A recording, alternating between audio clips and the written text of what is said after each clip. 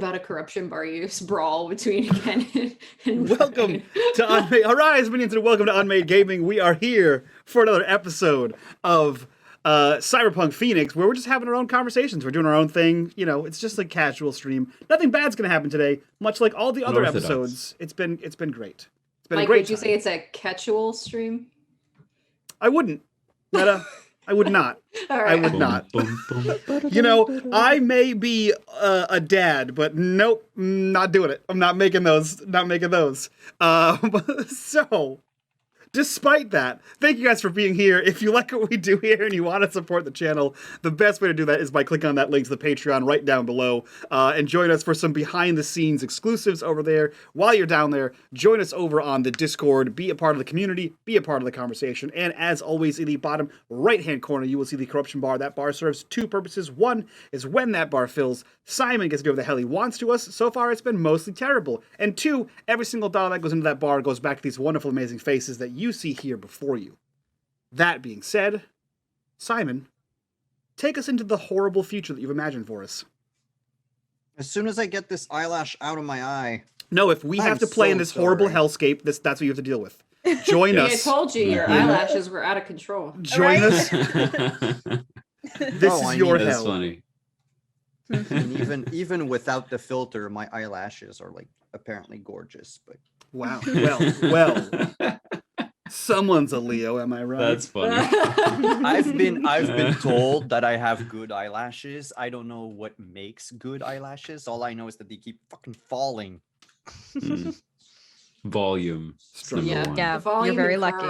Volume. Yeah. Shampoo your eyelashes, get them more volume, I think it's how it works. So that's what I should do. Put shampoo in my eyes. Yeah. Directly in there. It's okay. I have baby shampoo. I'm not gonna cry. But that said, last week, the group went and brought the equipment back to the Willow Sisterhood. There was talk of a night market coming up. Ketch setting up his night market in Night City, inviting the sisters to come and browse the wares that will be available. At the same time, this night market will be the launch of the Taco Emporium, a story about which has been published recently by young budding journalist Proxy, and one corruption bar. And then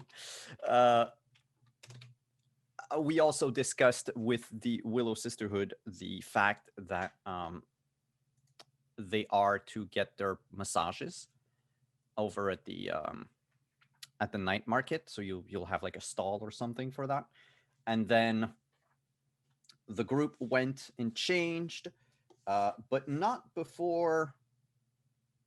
I think I got it in the wrong order, but not before going to the lot, which was an abandoned lot near the sewage treatment plant of Night City, where you fed ample tacos from your truck that Ketch. And wow, I'm actually telling the entire session backwards. Yes, actually. So in order, interview with Cook went good-ish. Great for us. Good for us. Went sideways for him. Man, now that you're saying it, so much shit happened. Yes, a lot did. Yeah. Zach Cook was shot by Brian the bodyguard. His first name was Zach? Yeah, his name is Mr. Zach Cook, but it's Z-A-C-K. Oh, okay, totally different. Yeah. By the way, I made that NPC way before I knew you. Oh, he's one of those with an H? Ugh. Yeah.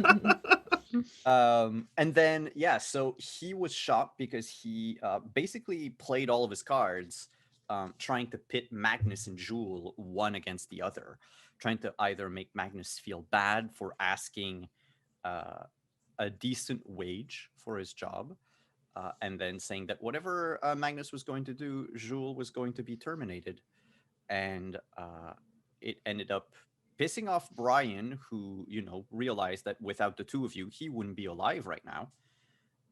And Mr. Cook pretty much had outlived his usefulness. So Cook was shot.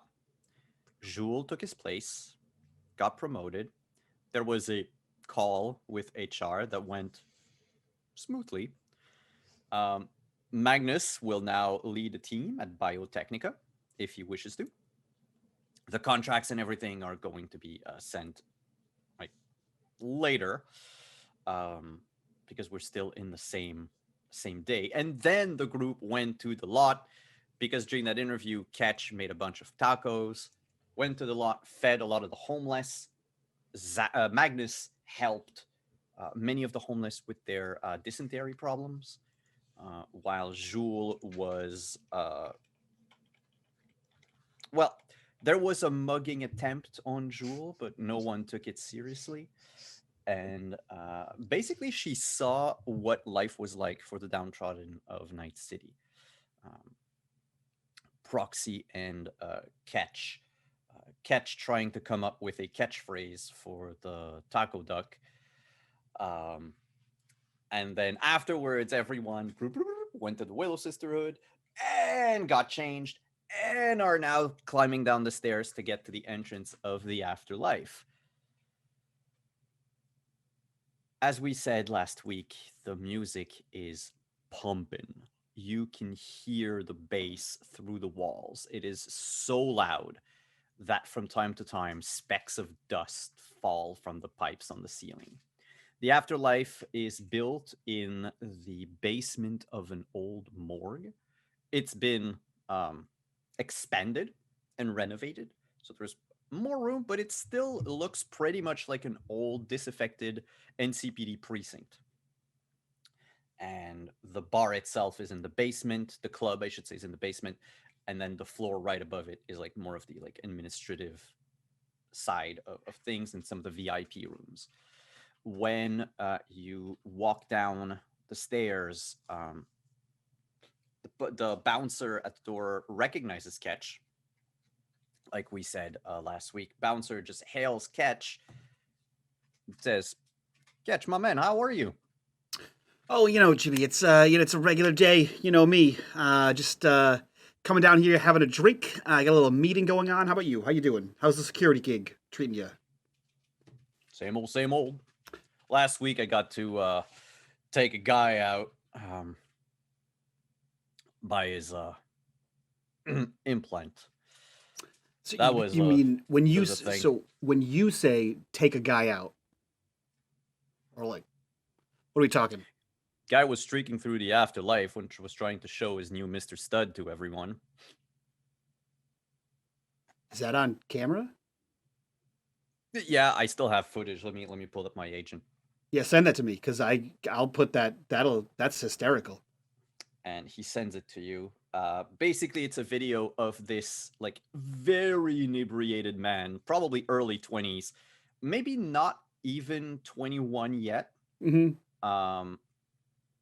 And yeah, he just strips down to show his Mr. Stud, Mm-hmm. which is his version is the fireman, so it's longer and like there's like a metal tip that looks like a hose or whatever. Anyway, Mm-hmm. and then he starts trying to show it aggressively to people. The bouncer comes in, doesn't really want to touch the guy himself. Yep. So he takes him by the fireman and just lifts him up and carries him. And the bouncer tells you as you're looking at the video, oh yeah, and the guy didn't pay for the extra, so there's no off switch for any feeling. Like it's just downright linked to his nervous system. Oh. Hurt like a bitch. Yeah, well, you don't get naked at the afterlife. We're a premium establishment. Oh. Yikes. And like Ketch looks down at his hand. Yikes. Yeah, you're halfway there, Ketch. Yikes. To being naked, that is. What? No, I'm not. This is fashion wear. You're not wearing a shirt. Yeah, but Also, it's fashion. It's fashion. And Yeah. the bouncer folds like the sleeve of his shirt jacket, and you see like he has his hand looks to be made of skin, probably synth skin, but the rest of the arm is clearly black chrome. And he's like, "Got to test this new baby out too." When on that guy. Oh no. Yeah. Did you know I can bend steel bars now? I didn't know that. Proxy, you want to see this? I'll send it to you. This is hysterical. Yes, obviously. Like you see Is Ken's it eyes go up and totally down. accidentally not going to end up on the net? What? That's fine. I don't know the guy. You see Ketch's eyes go up and down, and then boop, it pops up on Proxy's phone. All right. Well, listen. As much as he like stares at that guy's arm, no. Okay, we gotta go. We have an appointment, and Yeah, he I points. appreciate to. Yeah, he points to the rest of the group and Ken, who caught up to you. These four are with you to crew something. Oh, Ken. Yeah. This is we'll do introductions later. Yeah, we have a meeting, and this is the whole crew and Ken. And it's part of the crew. I would. Okay. Yes. He's totally part of the crew. Okay. We wouldn't even, this wouldn't be if he wasn't part of the crew. I'm just saying. We wouldn't all be together if not for him. So That's true. You got me there. Ken, welcome to the crew, buddy. You want a snack? Thanks. What? Grumpy elderly Ken. Do you have any worders? Yeah, for sure. Jesus Christ.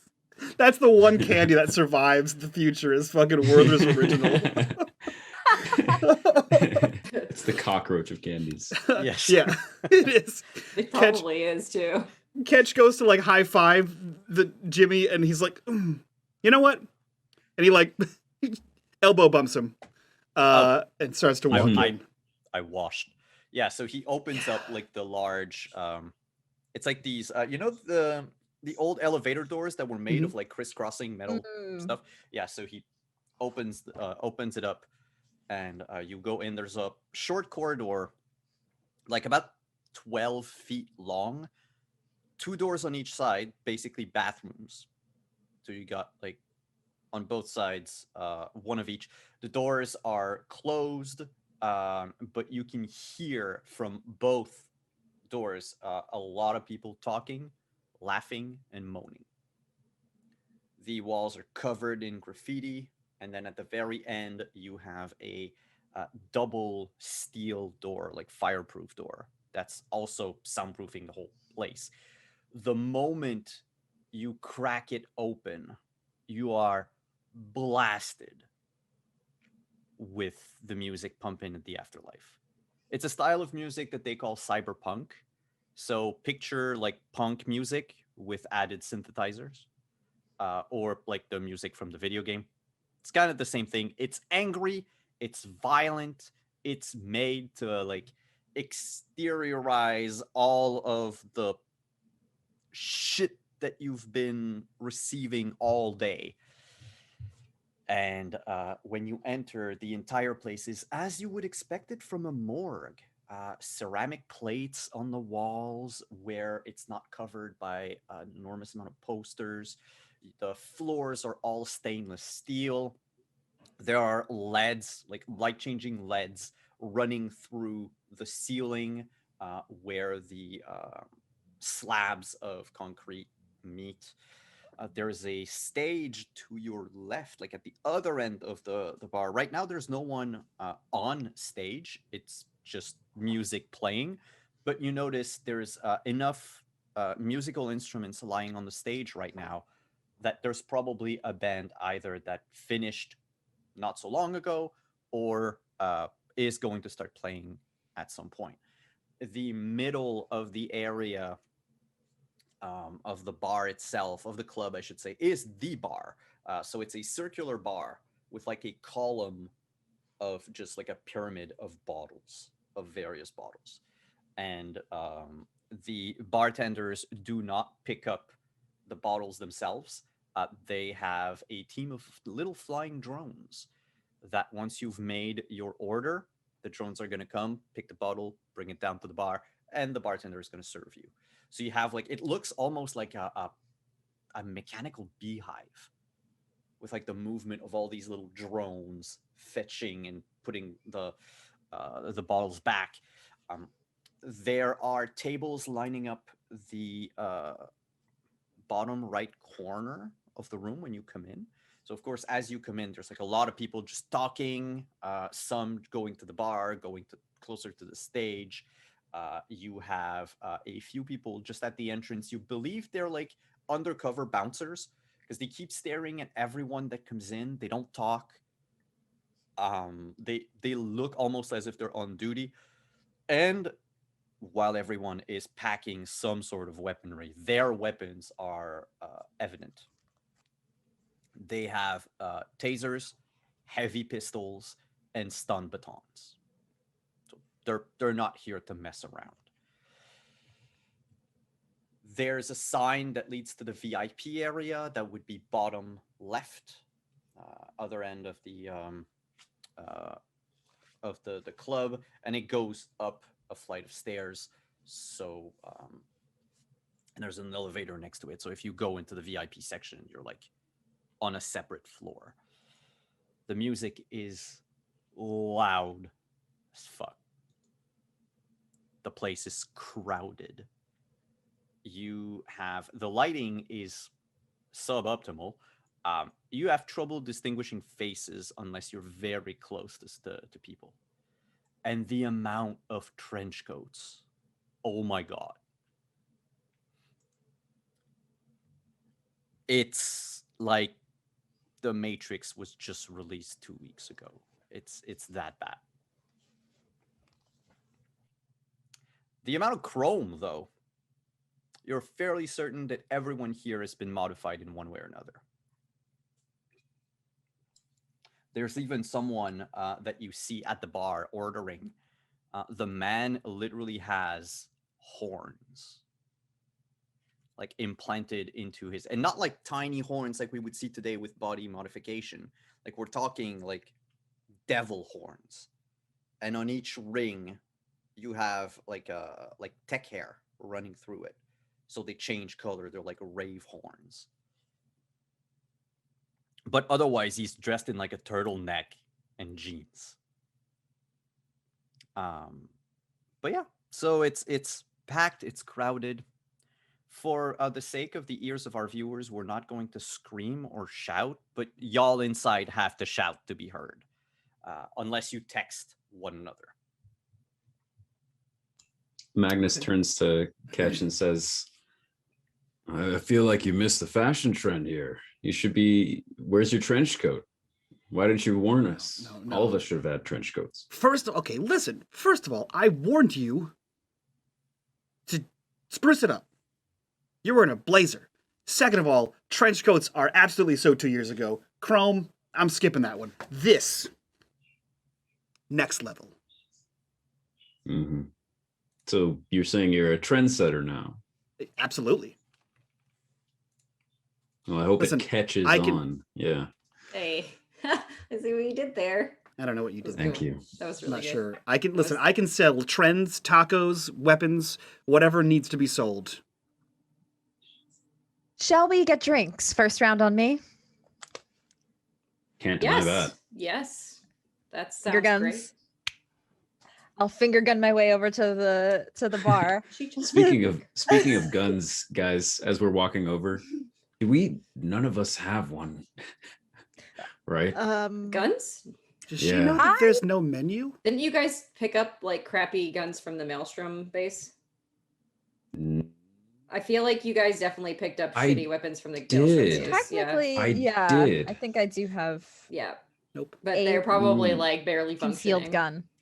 Yeah, if you picked up the only thing I remember is when Jewel and I walked into the room and there were the decapitated sliced bodies of all the Maelstrom guys, I bent down and picked up one of the shotguns they dropped. Yes. No idea. I mean, if I'd like to have it, sure. On you've never mentioned selling it or anything, so it's just it was probably just with you. Cool. All right, I have a shotgun. Who knows if it works? My stun baton. So their weapons are low quality, which means that they're prone to jamming. Basically, what happens is if you roll a nat 1 on an attack roll, the weapon is jammed, and you're going to need to try to repair it later, or throw it. But otherwise they're not any different stat wise than regular. So it was either a very heavy pistol or a shotgun that they had. I believe it was a shotgun that I picked up. Yeah. So We also shotguns. have those. Oh, yep. Sorry. No, go ahead. I was going to say shotguns deal 5d6 damage. Okay. Just in case you need it. Yeah. And the shotgun has 1 attack per turn. And it takes both of your hands. So what's fun is that if on your sheet, in the weapons at the bottom of the sheet, if you put the type to shotgun, whenever you make an attack roll, Roll20 will let you know what the DC is depending on the range you are, because it's dependent on the weapon. Cool. So same thing for Jules. If Jules picked up anything, that would be either a very heavy pistol or a shotgun. Same thing. Okay. I'm gonna say a very heavy pistol. I also want to point out that we have tear gas grenades, and amongst all of the snacks, at least one of those is in Proxy's bag. Just putting that out there. Want some snacks? Oh, nope, not no, that. That's not that. Don't have that's that. a tear grass. Don't that. Oops. All right, Jewel. Sorry. Lead the way. I try to stroll over with as much confidence as I can toward the bar. You sort of have to elbow your way to the bar when you approach. The bartender seems to have seen you make your way there, because she's already leaning up against the bar with she has like an internal data pad basically fixed to her arm, her left forearm, so she can just type on it. It's basically where her agent would be, if you prefer. So she's just typing as you come in, and looks at you and says, "Hi, we're gonna get you." Hi, I will get 4 of whatever your best is. Top shelf. Top, all the way up there. Huh. She Let me just check how much money I have. Hey, Jewel.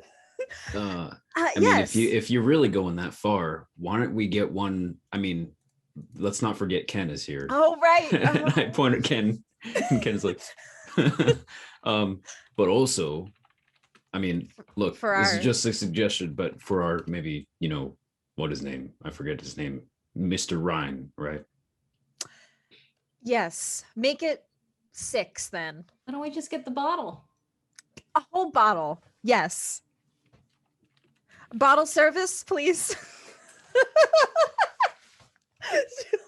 She looks at you and says, "I can open a tab, but I'm gonna need to see some eddies if you want to get the top shelf." 1 moment. Let me just check what I have here, because I didn't.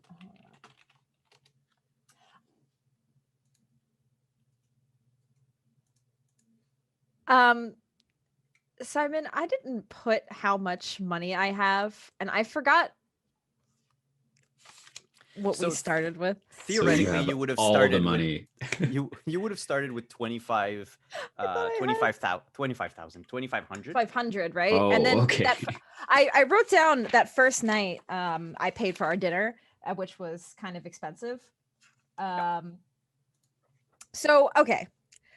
I mean, you do have a bit of cyberware and everything, but what we'll say is, look, you're a corpo.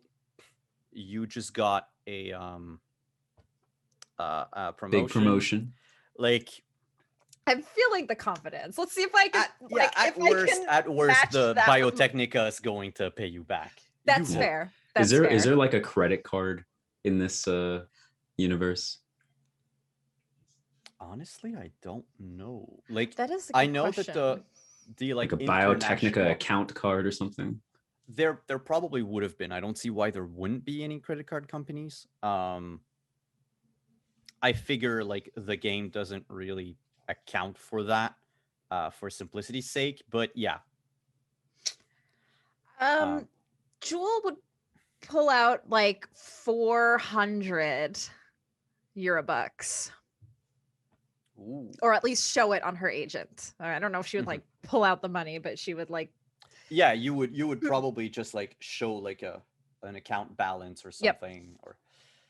And the bartender looks at it, looks back at you, and says, "Okay, yeah, that qualifies you for second to top shelf." Miss Rogue doesn't like people to drink from her own reserve if they can't pay the price. But totally understand. If you want a full bottle, I can grab the let's see. I have a very good mix. It's we call it Synthred. It's made with well, I'm not going to bother you with the detail, but it packs a punch and it's going to get you in the mood. That is exactly what I think our group is looking for. I will gladly take a bottle of the Synthred with 6 glasses, if possible. Sure, Synthred coming up. That is going to be 900 eddies. Okay. Jewel will, without hesitation, will transfer over the eddies. Just like a little tear coming down. And yeah, the drone brings in this intricate bottle. It looks like carved crystal almost. The bottle is probably worth a lot. And she pops it open, pours 6 glasses, closes it, puts everything on a tray, and then looks at you and says, "Do I bring it somewhere? Do you guys have a table? You're just standing? If you're by the stage, I can't leave you with the bottle." We are meeting someone, yes. Actually, perhaps you can point us in the direction if you know this particular patron. His name is Lucian. I looked back to Ketch. Ketch, perhaps you can help us find him. The woman turns to Ketch and she goes like, "Oh, long time no see." Yeah, she took charge. I was just letting it happen. So, you would recognize her as Makoto. Okay. She's a young Asian American. She's in Legend Keeper if you want to find her. But yep, she's a part-time, like one of the newest employees here at the Afterlife. You've heard a bit about her. Lived a sort of a harsh life on the streets, and recently became, as the rumor has it, sort of rogue's pupil or something like that. Interesting. Simon, I don't know how to pronounce this French ass name you gave this guy. So. Oh, right. You did. He says that. Oh yeah. That's right.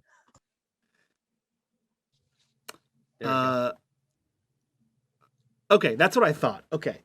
So yeah, he says, yeah, we're looking for a Diodene? Is that right? I think that's right. I think that's what he said. Oh, Mr. Diodene. Yeah. Yeah. He's got a table at the back. He was rather... I'd be careful about him. He looked rather nervous. Yeah, he's not. He doesn't come down here. Well, that's why we have drinks. He has really bad anxiety. It's no big deal. Yeah. He looks at the tray of drinks or in the bottle and then looks at Proxy again. What? Yeah. Nothing. You're fine. Just don't know how old you are. Old enough. Okay. So consistency. Yeah. I like it. Makoto, before I leave, is there still no Morgan Blackhand? Yes or no? On the menu? Oh, I mean, you mean the drink? Yeah. Are we confirming? I can't say right now, but bitch. Okay. It's not in the menu, but Okay, I've seen the email being thrown around. I'll still put it in the pool then. And he like slides an eddy across the bar. Takes it. She says, Rogue will probably want to talk to you later. She knows you're here. I look to Catch. Oh, you friends with the owner of this establishment, Catch? Not on a regular basis. I wouldn't say I wouldn't say that. I've said hi. But he's a regular at the establishment. Like, if we had a loyalty card, Makoto says, Catch would probably have one. And he'd probably be eligible for, I don't know, a free shot. Do we have a? Are we We don't doing have. think she No, was we don't kidding. have membership. That's a good idea, though. Why? You already Do that come for here. tacos. You already come here all the time, and you pay for everything. So Okay, but a free shot would be nice. well, she looks around the entire club and says, I mean, if you can get any one of these chooms to pay you a shot, like, it'll be free for you. I know, but that's how free. Never mind. You know what? I'll come up with an idea for a loyalty card. I'll figure it out. All right. She holds the tray up, and a large, slightly larger drone comes in, hooks itself onto the tray, and then zooms across the afterlife far enough, like high enough that it doesn't risk bumping into anyone. And she says, "You can just follow Robbie." All right. Again, let me know when that drink is on the thing. I will let you know. All right. Why does Rogue want to see me? And he starts following the robot. Yeah. Who's Rogue? She owns this place. And if you ask her, she's retired. But no one really believes that. How much would we know about this person, Rogue? DM?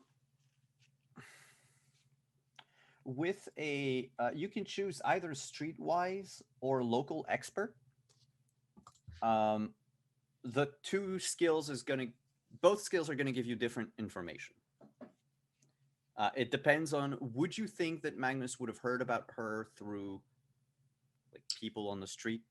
Yeah. Or would have heard about her through Research and official channels, if you prefer, like what the news say of her. I'm gonna do a streetwise check. Right. 17. Rogue is a fixer. She's like the fixer of the fixers. Okay. She used to be a solo. She used to be a mercenary, a very good one at that. She had a partner who died. In fact, most of everybody she knew died when they assaulted Arasaka 22 years ago. She got out alive with a few seconds to spare before the bombs blew off. She disappeared for a few years before coming back. And despite being known as one of the terrorists, the cops have never dared put a finger on her, like lay a finger on her. She now runs this place and made it into like the premium hotspot for edge runners looking for jobs. And normally, once you've made it to the afterlife, it means that you've made it in the biz, that you are considered a serious contender, not just someone who pretends to be an edge runner. Basically, everyone here is a criminal in some way. Yeah. And she could be a gang leader if she wanted to, but she never wanted. She doesn't have, like, she has employees, yes, but that's it. She doesn't really have, like, bodyguards or killers for hire or anything of the sort. She just lives a quiet, relatively quiet life as the queen of the afterlife. Also, don't piss her off. Obvious. She rumor has it on the street that anything that happens in Night City, she knows about it. Oh, so she wants to talk to you, Ketch? That's Yeah. I mean, should we be excited about meeting with this guy or with her? I don't know if I should be excited or terrified. I'll be perfectly honest with you. I'm equally both right now. Oh, great. Yeah. So I'm just gonna try to not be sweaty. It'll be fine. Have some of this synth red and you'll be great. All right. I'm ready to dive into this thing. It's free for me, so. Yeah, let's go. And we follow Robbie over to the Robbie the robot. booth.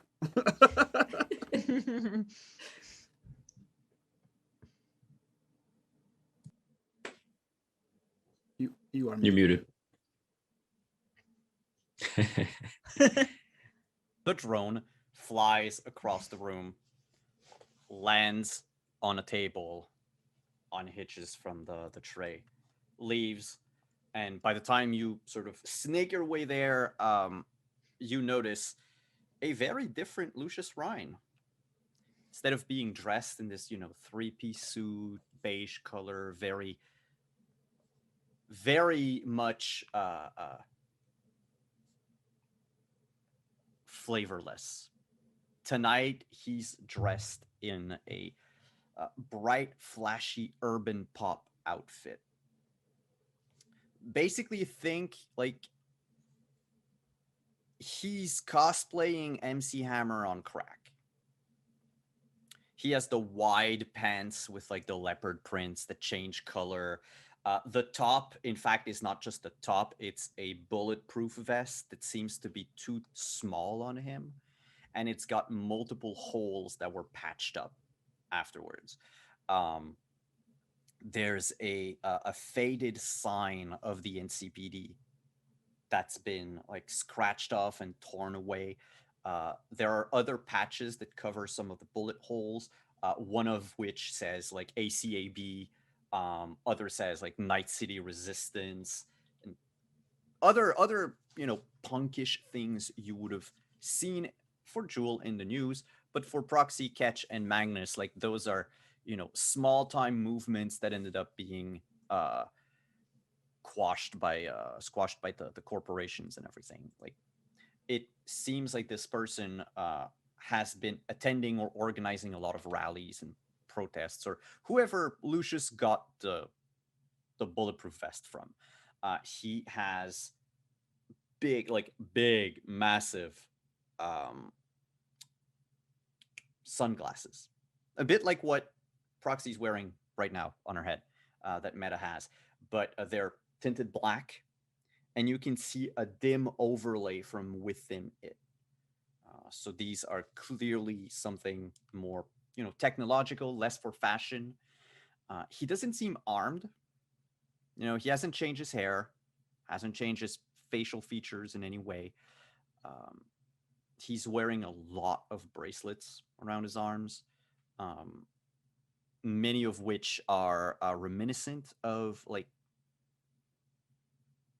handmade bracelets you would get on Etsy or something like that. So like leather, plastic for some of them.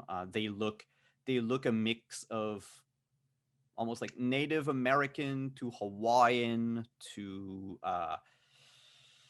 the stereotypical surfer dude one with yin yang on it. Do they still wear that? I'm from the 90s and my culture of surfer dudes stopped at the 90s. I think the culture of surfer dudes stopped at the 90s. Yeah, I was gonna say. Yeah. I think if you watch, if your surfer education was based solely on the movie Point Break, I think you're done. You nailed it. I think we're okay. Good. And his bracelets, much like his bulletproof vest, seems to be a little too small on him. And you can clearly see as he's sitting, sort of like lounging on his chair, he is also wearing some very high-tech combat boots. So he's got the stuff. Yeah. Yeah. And it Fashion. doesn't look new. It doesn't look like Ryan just went to a store and like got them. Well, I mean, everyone starts from somewhere, right? Yeah. Look at us. He Uh, he motions to all of you to get closer and begins to shout with a very thick Haitian accent. Like he's not speaking Creole, but it's English, just almost Creole. Like there's this clear accent in it that sounds a lot like French accent. just to be clear, he did not have that accent on the rooftop. Absolutely not. Okay. He spoke with like your news, news anchor type of English, like Gotcha. Okay. standard. I don't remember how they call it, the standard English or something like that. Like the Sure. The Queens. No. no, the Queens that would be in no, I don't Far more remember. proper. It's anyway. Okay. Proxy And- will go to whatever seating is right next to him, and she's just gonna kind of like jump up and like pull her legs up and cross her legs and sit like comfortable, like super like I'm just hanging out kind of, not a this is a business meeting. Yeah, no, that's it. This is just friends hanging out. And he's like, friends, come on in. And once you're all sat around the table, he takes his glasses, taps twice, and then his voice changes to that of Lucius, and he says, no one in the vicinity is going to hear a thing we're saying. Well, unless they got a descrambler. Oh, he's still shouting. Yeah, no, she's like, the music is loud. Nothing I can do about that.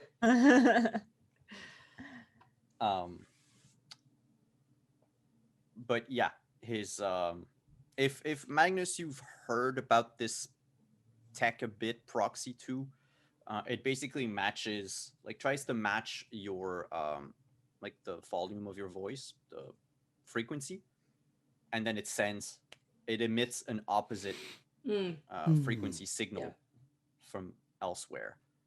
But of course, if someone like walks up to the table, like it's like a bubble. So if someone walks up to the table, they're gonna hear you. But like at least people that are just walking by, there's no way they can eavesdrop on you. Yeah. Ketch's eyes kind of flick back and forth, and he activates the stress analyzer and he also has a bug detector, which detects listening devices within 2 yards. So he activates both of those. There's a listening device within 2 yards. Cool.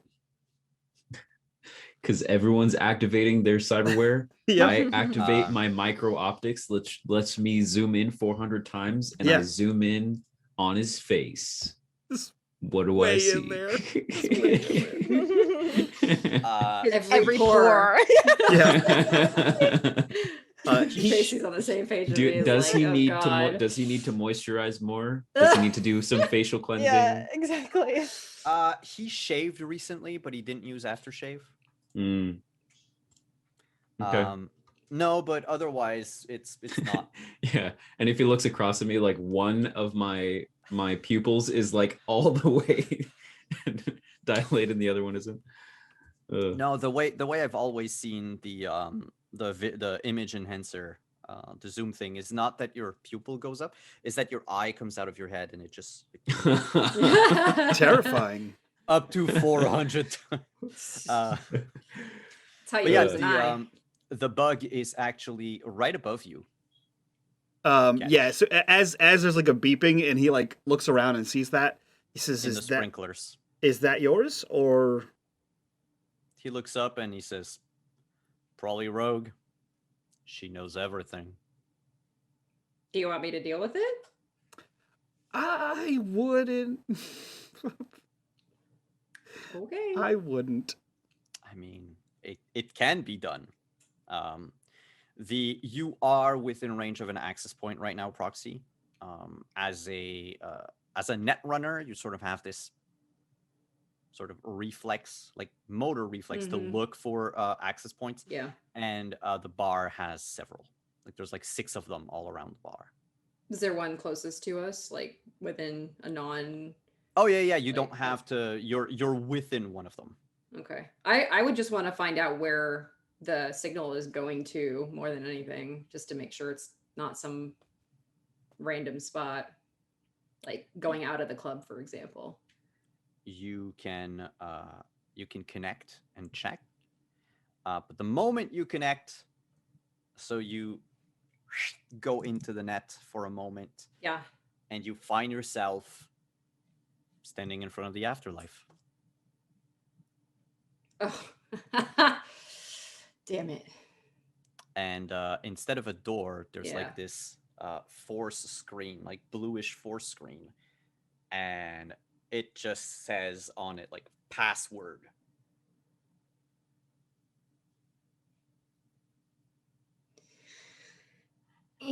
Unicorn.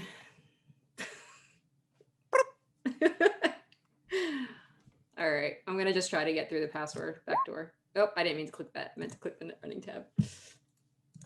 Ignore No problem. That roll.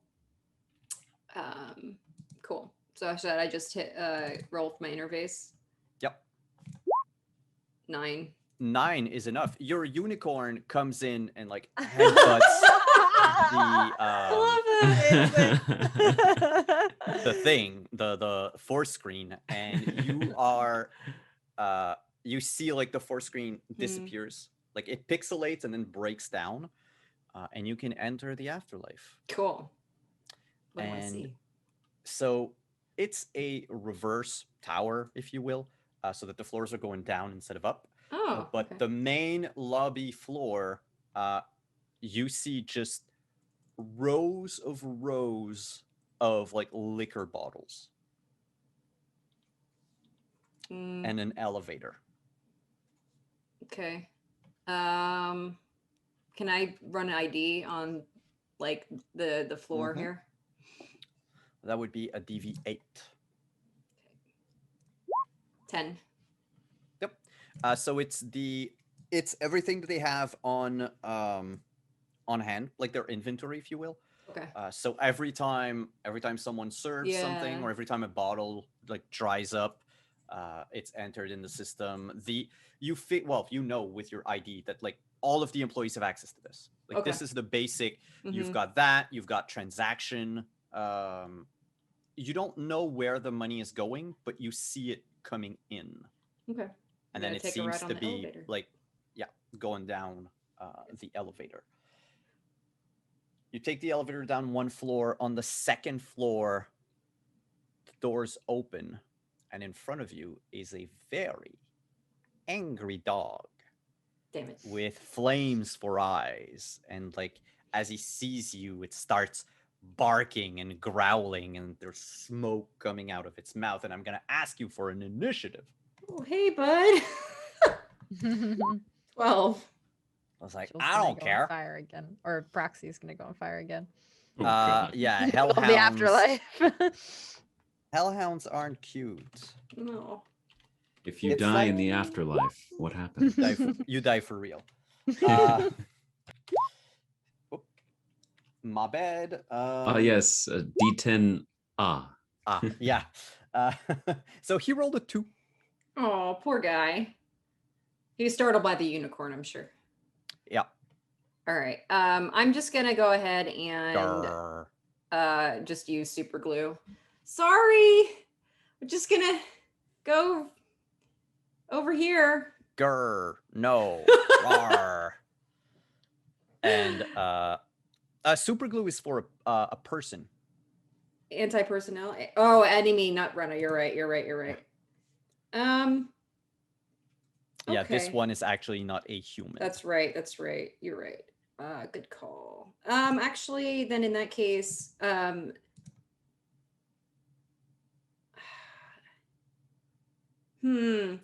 want to know what the heck is on this floor, but well, this floor is only the doggo. Oh, okay. And then you can go down another floor, and there's probably going to be something. But this entire floor is just, like then 20 feet by 20 feet, and then dog. Got it. Okay. Well, then in that case, I'll slide and go to the next floor. Ooh. Give me a slide check as you Okay. run past the Hellhound. 6. And his DC is his perception, so I have to roll perception, which is a D6 plus 6. Well, since you rolled a 1, you also have to roll another D10 to lower it. And then after that, if you want to spend luck, but I don't think you have enough luck. No, I don't. Like, yeah. So, no, the dog tracks you. Okay, that's fine. And then fires at you. Okay. You don't have any programs up for defense, right? I have a shield, but I don't know what that does. Shield, it stops the first successful non-black ice program from dealing brain damage. Oh. But this one is black ice. It's not a fun one. The Hellhound breathes fire at you, hits, of course. Yeah. And you're going to take 5 points of damage. What about my protection? Wait, which one?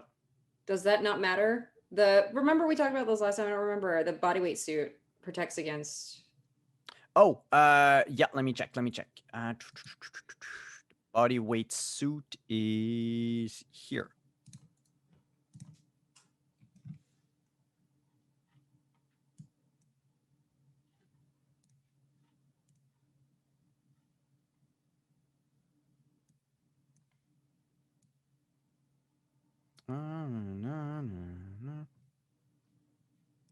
We're learning things. It's impact absorbing and everything, but it means that you're not going to catch on fire. Okay. You have a headache. Oh, okay.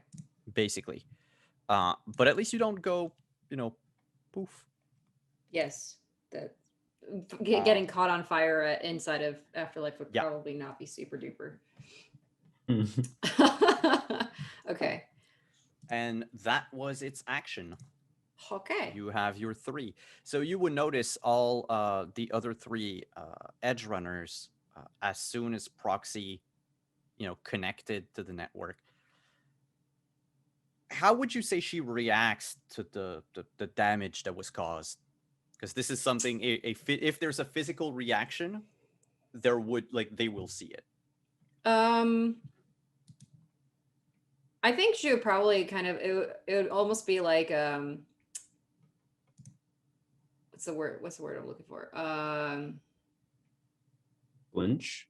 Yeah, like a flinch kind of, but a little bit more than like it's not super subtle, but she's not like thrashing about. It was just like when you accidentally catch yourself falling asleep and you have like that like initial body jerk. Yeah, it's kind of like that.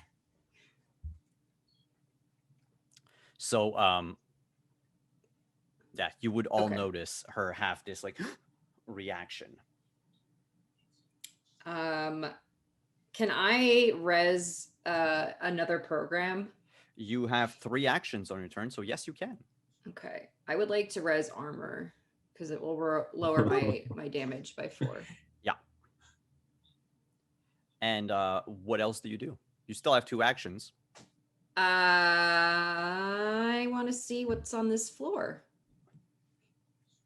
We're on 3, right? 1 initial, and then the 2 was doggo. Password. 3. Second was second floor. Technically, was like the inside. Oh, so you had password, inventory, doggo, and then there's something after that. Got it. So we're on whatever something is. Yeah. So you can try to slide again if you want to, or okay. Yes, I would like to do that. Let's see. You try to evade the dog. An 8 this time. 14. Ooh. Man, doggo is mean. Not good. Doggo is so mean. You have 1 more action before doggo gets to react.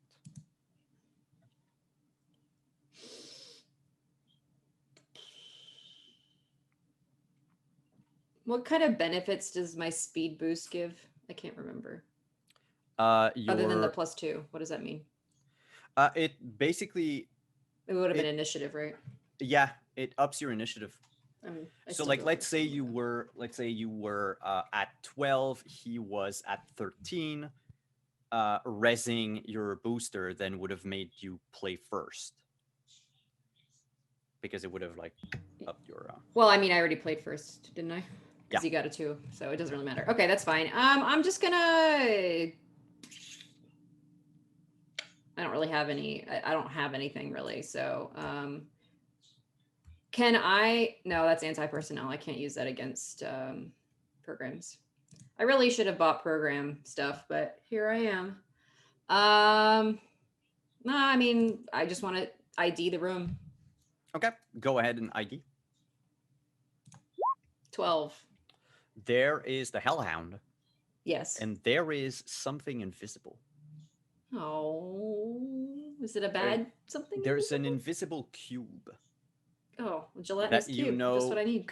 Yeah, no, it's like the size. It's like the size of a small box. Yeah. It contains a video. You know, it's a video file. Oh. Well, that was my action. You open it? Can I open it on this turn? Yes. Yeah. Sure. You've ID'd it, so you can open it. However, I need just 2 minutes, so we're gonna take a break right now as you open the video, and I'm going to be right back. I think the camera cuts outside of the Yes. of the cyber thing to all of us in the 1 second it's taken you to go right because it's like isn't it like Yes. 1 second Yeah. in the real world to 20 minutes in there Yeah. Yep. Yeah. as we see you shudder and we all go oh what Yeah, like what could be happening Talk amongst in this yourselves. 1 Yes. second what could possibly be happening terrifying. Oh man, I want to on that video though. I know. Me too. So we go into the afterlife, and Proxy just decides she wants to give Yeah, it to Proxy's unhinged. the Yeah. woman. I have Yeah. a feeling it's like an automated message, like to all net runners, like Yeah. thank you for trying to get into our net architecture. Yeah. You will not be successful. Yeah, please get But wrecked. if you're looking for This for is your work. warning. Please turn back. Yeah. Yeah. Oh, yeah. Please get Yeah. super duper wrecked. Yeah. I'm sure Rogue has all sorts of things in place for all the net runners who come into her place. She's terrifying. I'm not surprised. Yeah. I mean, Proxy knows of Rogue somewhat, but not like.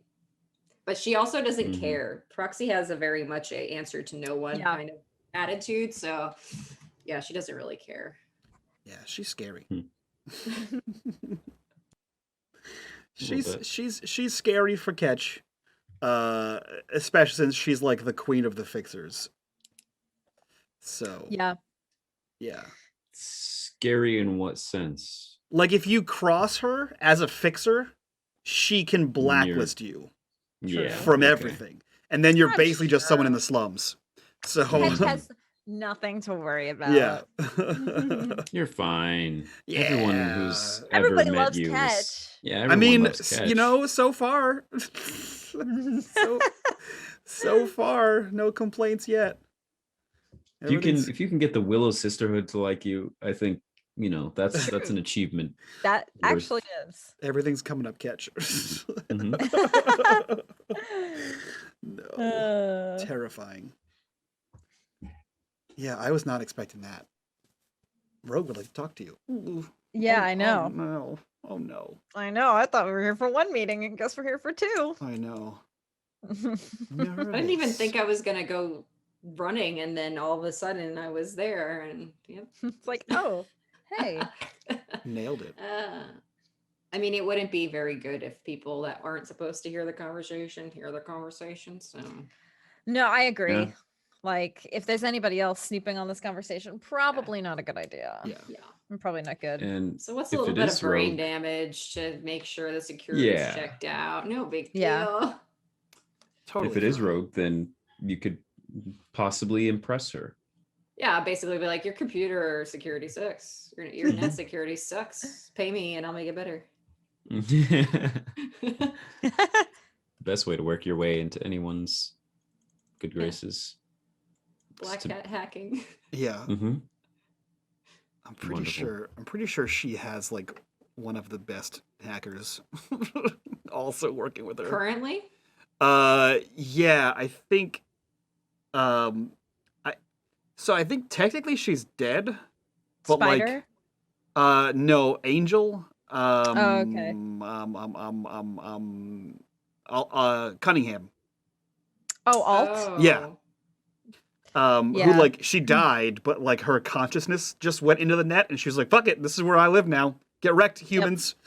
But I So thought she doesn't serve anybody but herself. she doesn't, but she's an old friend of Rogue's. Like both Rogue and Alt were like Hello. ex-lovers of Johnny's. No, I know that. But yeah, I think they used to work But together. Alt at this point is either in Hong Kong or in Canada. I thought she was dead. Yeah, no, she is. She's an AI, but the server sort of weird enough is because she tries to create sanctuaries for AIs. Right. And that's what she does until 2077. Until she realizes that she can absorb everyone and just be a goddess. Yes. Mm-hmm.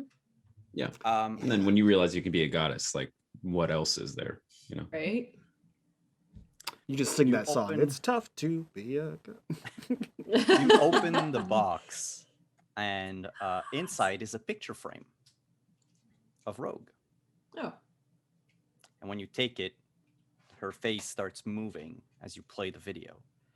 And even the dog, just the hellhound, just sits patiently while Rogue says, "Hi, Proxy." Oh, hi. I would stop running if I were you. This is my property. Yeah. Wasn't an intent to encroach upon any of your security, more so to ensure our security. So like there's this thing that's listening in on a conversation that can't really be listened in on. So just checking in on that bit. I know. Okay. I saw it. Cool. I have eyes everywhere. Figured. If you come into my club, everything you do, I know about it. Great. I have to. Have to or want to? Yes. Yeah.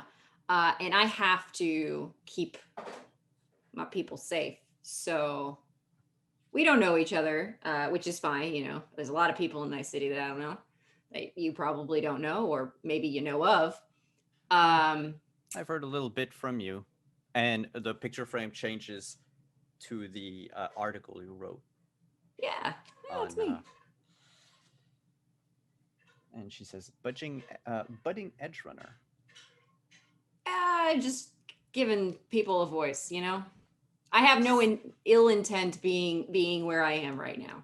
Purely, you know. You and everyone else in the room.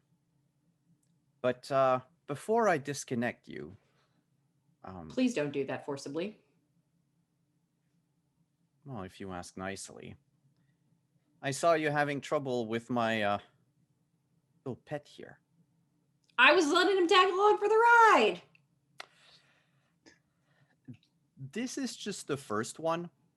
I figured. There are a lot more down there. I mean, a woman such as yourself, obviously. I mean, I would expect nothing less.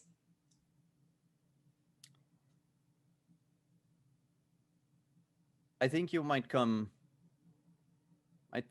should come upstairs when you're done with your meeting with Mr. Ryan. Yep. Can do. Can I jack myself out? Because it's very unpleasant to be jacked out. Oh, by all means. Great. Cool dog. Nice. The fire eyes is a nice touch. Might take that and put a spin on it for my own. Cute unicorn. Thanks. It's very unintimidating, which I prefer, because you kind of like come out of nowhere with it. Nobody expects a unicorn. Nobody expects the giant pile of tentacles on floor 12. There was a weird tentacles thing I should totally tell you about. It was both cool but also terrifying at the same time. Like, it was kind of like a bionic tentacles thing. Maelstrom's got some weird creative ideas. She's like, yeah, no, this one's an invention of Spider. Oh, okay. Okay, don't know who that is. Do I know who that is? Do I know who that is? You would. She's Because like net running. Yeah. Yeah, if Rach Bartmoss is the god of net running, Spider Murphy is Jesus. Oh wow. Okay. Yeah. Wow. She was Bartmoss's apprentice, like student, Mm. and also rival. She pretty much became an equal to Bartmoss and like wrote his biography and a lot of stuff. Finished a lot of his work posthumously. But there's always been this like sort of contention where, you know, the Spider fanboys are going to say that she was better. Like, who would win in a fight? Yeah. It's the Batman Superman type of thing. Gotcha. Okay. Yeah. Oh, I mean, yeah, I'm just not going to touch that. And I'll head out and see you in a little bit after, you know, I find out about the meeting that you're about to find out about. And hopefully that your discretion is as good as I hope it is. We'll see. And the frame just turns off. Bye, doggy. Please don't do the thing with the eyes and the fire. Oh, I'm leaving. The dog just looks at you, and as you leave to check out, he just says, "Proxy." Talking dogs. Okay. Whatever. We check out. In the meat world, Lucius has had time to like pick up his glass. The end. Oh, Yeah, guys. same for Jewel, like ready to toast. Would not recommend a casual stroll through afterlife like that. Ow, I've got a really bad headache. What? Let me have that drink. I'll have that drink. What do you? I told you. Did you didn't find tell me anything? I mean, it anything. hasn't been that unpleasant. Yeah, I had a conversation with Rogue. It was great. And I met her Wow. dog. I didn't get a chance to meet the tentacle monster she's got down in another level. I think it was 11. Yeah, I should have said it's 6, not 12.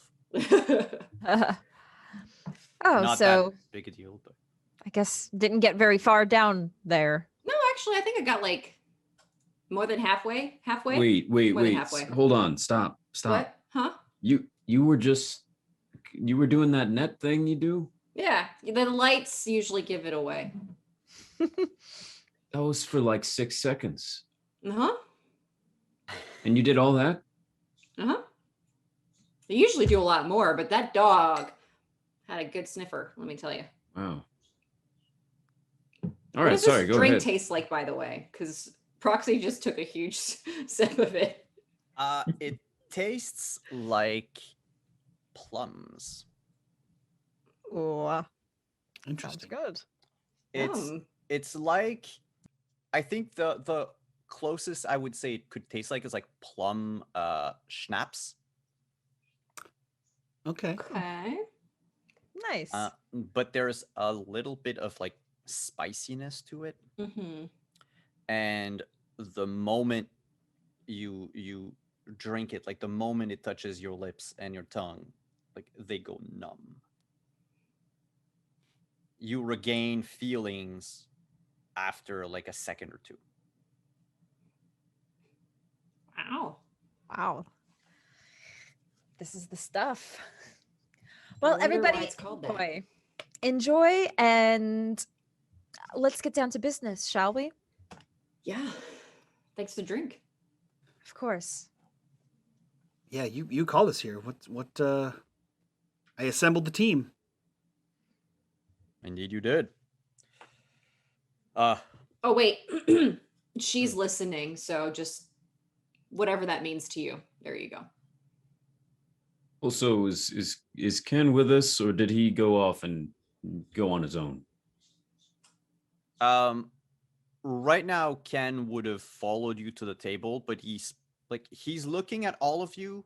And when you ask the question, he turns to you, Magnus, and says, "Well, I can get up and go to the bar if you want." I was just thinking out loud. Hey, Well, it's just I yeah. I don't think would you I'm mind? in. Yeah, no. I'll give you some we'll room. yeah. Give you some room. You We might need to, let you in on some of this, but we're kind of crossing streams here, and I'm not sure if that'd be a good idea. So listen, I'm retired. Just remember that. Yeah. And he takes his glass, nods to Jules, like thanking her for having bought it. Cheers. And then he's just gonna make his way to the bar and start chatting up with a bartender. So Lucius says, we need to save the city. From itself. From the corpse. We need to get our hands on anything that can help us. Anything that would give us leverage. Well, we're off to a great start. How so? But why don't we let him finish before we play our hand? That was like a really long pause. I figured he was done.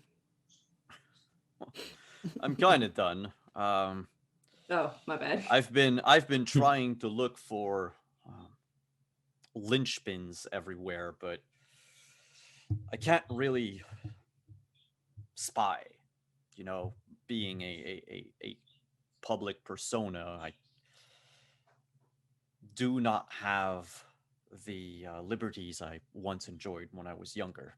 Like, he taps his vest. However, I figure that edge runners as you are, you probably come across a lot of dirt on a lot of people. Often. Stuff that you don't think would have any use or any value. But it might have value to me. Anything you can get on any corporation. No rumors, please, and no, sensationalism. I don't do that. Any solid information, I would greatly appreciate it. I'll be honest with the four of you, I do not know where to start. There are many, many tumors in Night City. I mean, look around the skyline, take your pick. A few of the new corporations aren't necessarily all rotten yet. Though I get a feeling that Jarafa has started getting into trouble after a couple of years with the bomb going off at their office. I don't think Continental Brands, God, I hate this word, Continental Brands, I mean, unless there's a secret kibble mafia, I don't think they're going to do anything. Petrochem, I wouldn't be surprised. They were at the heart of the last corporate war, though they did withdraw rather quickly once the big guns came in. Militech, there's almost no way to take down Militech. And I'm honestly not trying to change the face of the earth. I just want Night City to be a place where everyone has a chance. We need leverage to break the grip that these corporations have on us, on them, and emotions to the rest of the people of the afterlife. Well, maybe not them. They're pretty much living outside the system, but you get what I mean. So I wanted to know,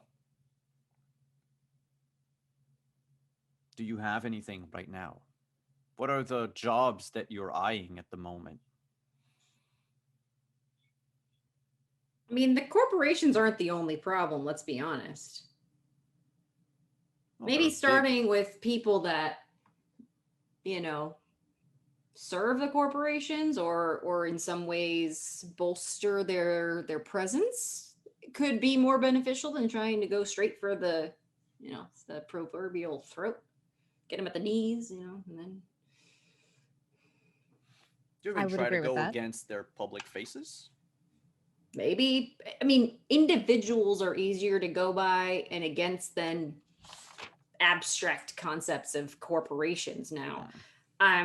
Not that, okay, no, that's a lie. I definitely have a lot of experience in that particular department. So I'm just saying it's easier to find the people that have the most influence in a project or a corporation, maybe less so on the overall, because I'll be honest, after some digging around, one individual in a corporation isn't really enough. You got to dismantle everything piece by piece. And so it's just kind of like, you'd be surprised at how little importance certain individuals that you think are important actually aren't very important to the corporation at all. Oh, well, I've learned recently that one of the execs at Biotechnica was shot. Very recently, I think. Only a couple hours ago. Yeah. Yeah. Yeah. Heard about that too. So, Indeed. I mean, whatever's happening, there's movement on that front. Yep. And then... No, See, I'm not talking about taking out people. No. I'm not. I don't mean it in like a murder kind of way. Oh, okay. Although okay. we also have ways of doing that too. Whoa, preferred not.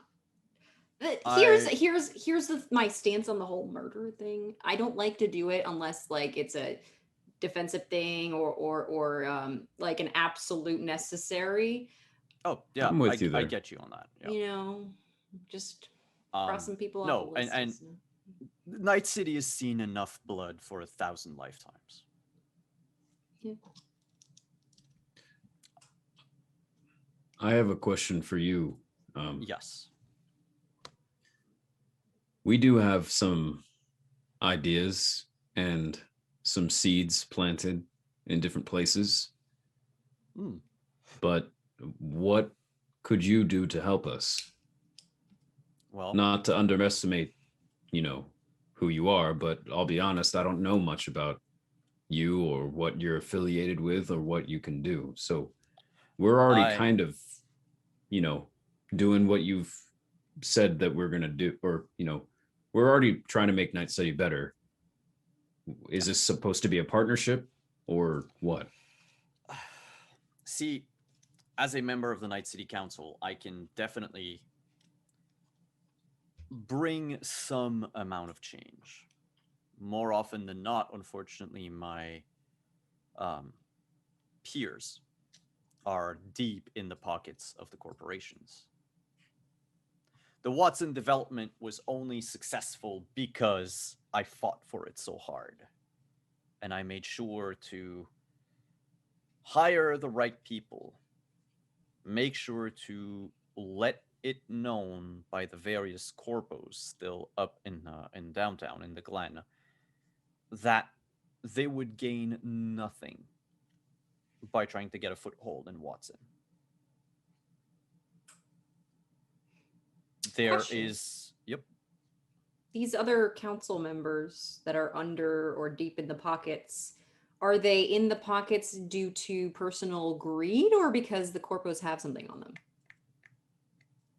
It started with column A and then slid down to column B. So they're like in it because they can't get out, but do some of them want to? I don't believe they want to get out. Many of them they live very close to the executive zone. And are all of those people publicly known as the council members? Oh, well, yes. All of them? You can find all of our public records.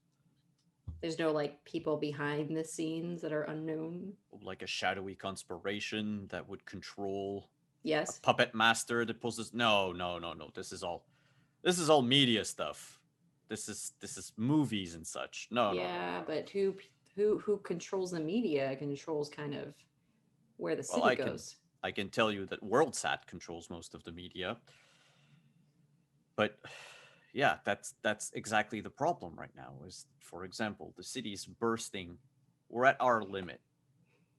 There's too many people, not enough space, not enough food. We know, for instance, that Biotechnica has labs, land. They have everything it takes. They have everything in their power to solve a lot of the food crisis here. Yet they won't. Giraffa has all the machines and all the resources to build new projects. Yet they would rather dig through the hot zone to find some scraps from, the dead corporations like Arasaka. What I think is that they're being paid for that. And I can't, because I've been working on the hot zone for a while now. I can't ask the NCC to stop Jarafa from digging unless I can find a way to get leverage on whoever's paying Jarafa to make them stop. Same goes for Biotechnica. Same goes for News 54. For Trauma Team. Everyone. They all have a linchpin. I know that. So who is linked to who from the city council?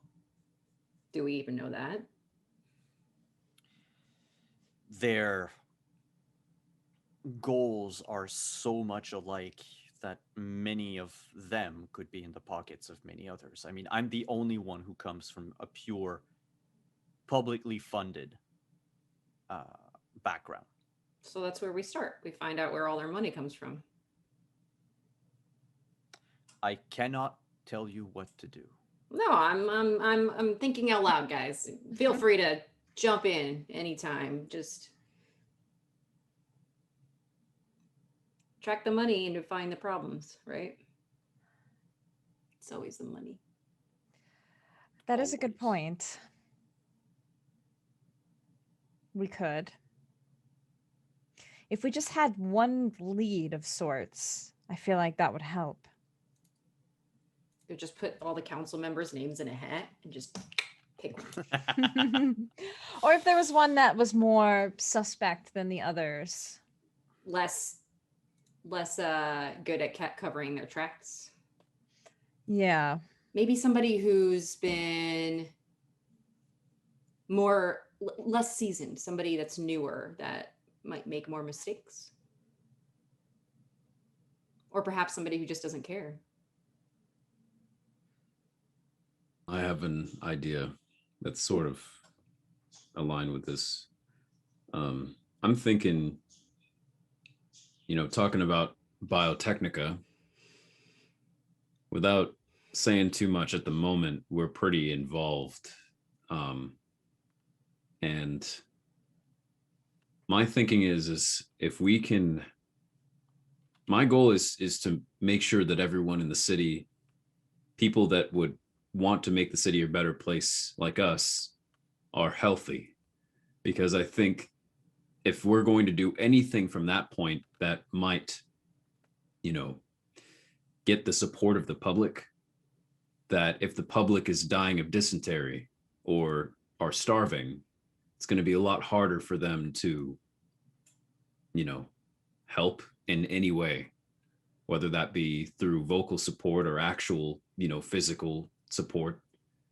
So my thinking is we start with Biotechnica, and if we're going to keep the corporation, finding a way to either, if the goal is to redirect their resources to properly feeding the city in all meaning of the word,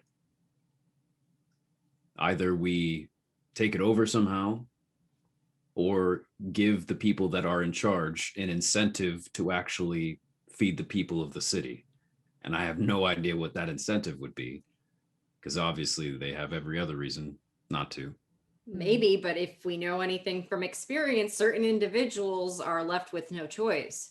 So if we gave them a choice, this is true.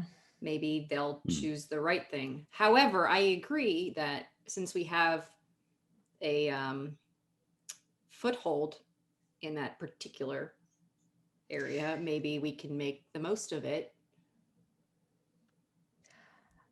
I would agree. It's probably a good place to start. Though it is unfortunate because I think Biotechnica, out of all of the corps, are one of the good guys, or at least try to be. more than the others. But obviously they still have a level of problems and problematic things that they do to the city. But it's a good start. I mean, what do you think about trying to change how they allocate their resources? I think so. I think good change will help the company. And if that pressure is applied, they may actually change. So we're basically talking about an internal revolution at Biotechnica. Yeah. Cool. Something along those lines. Never started a revolution before, but hey, I'm down. Yeah, but you guys are pretty low in the food chain. Like, no offense, but like, usually we all are. Yeah, but no, Doesn't I mean, mean like, we can't. revolution in a corporation doesn't usually come from the bottom. That's not true. Historically, kinda. Not really. It just takes one Well, person to mobilize the right number I of don't know. people with the right motivation. Yeah, or the Yeah, president of the it's company either shoots you in the face, and then there's no Yeah. person. I think it's either revolution or it's more. I think that is the path of most resistance. But if we somehow make it to the end of it, then we made it. And there's no problems. Or, as with Okay. most of these corporations, you get rid of or you change the head of the snake, and the body follows. Right. And the only way to do that is to mobilize more people to also believe in the same message, which is why it doesn't start from the top. It starts from the people, the ones that are mistreated, like their manufacturing group. Talk about a Yeah. huge workforce. Besides, when we talk about revolution, we're not saying just one method. There's going to be multiple facets. Like me, I can go into the net and do what needs to be done through that aspect and maybe mobilize some people there. I mean, like, I know people that can help with that and send the message, and maybe a group of us can take down certain things to make it more feasible for us to do what we need to do. I mean, is it going to be hard? Of course, obviously. I mean, changing Night City is like what feels like an impossible task, but changing a company, less impossible, more probable. But yeah, Lucius says it's like steering a big ship. The change might not be apparent right now, but it might be in a couple of years. It's all we can hope for. Yeah. I don't think Night City will be cleansed in my lifetime. Yeah. But if we have enough to at least show that there is a will, like Proxy said, a will of the people, I can probably get this ship to start going into more tolerable waters. That said, and then you hear someone come up to the table and just, it is your pal Brian. Oh, Brian. So good of you to show up. Hey, Brian. Yeah, you did invite Brian. It's I'm wonderful Brian. seeing you. I'm Proxy. Hello. Hi. Brian's good people. I normally have a shirt on. Joel, you never said he was this good looking. What the heck? He's a bodyguard, basically. So he's pretty great. Ex-bodyguard. Well, he looks to Lucius and says, I'm a killer for hire. Wow. And like Lucius just like goes pale. Like, why is there a killer just walking up to my table? Like, what the fuck? We're friends now. Kind of life for life debt kind of thing after Magnus helped him out once. Yeah. So he's trustworthy. Or just this is the foothold we were talking about, and we'll just leave it at that. I'm sorry. Is yeah. it though? Because you just said X. So what did happen, Brian? Do you no longer work there? What happened after we left was Biotechnica. We had some contention. It was preferable that I resign than anything else. So I did. So you're freelance now. And also not allowed to step foot on the Biotechnica campus, but yes. Oh, that's fine. That's Makes okay. sense. What about the other thing that was supposed to happen? Is that still all good? Are we like anything is behind on that, right? Oh, yep. Nope. That's taken care of. He looks to Jules and Magnus and says, "You're not going to have any trouble." I appreciate it. They gave me a call also, and everything seemed to be apologetic and on my side. So that's good. I appreciate your help again. And a drink. And Jewel will she'll take her glass and pour some, as we don't have an extra glass, and we'll give it to Brian. He motions to you and says, "I don't drink." Oh, that's understandable.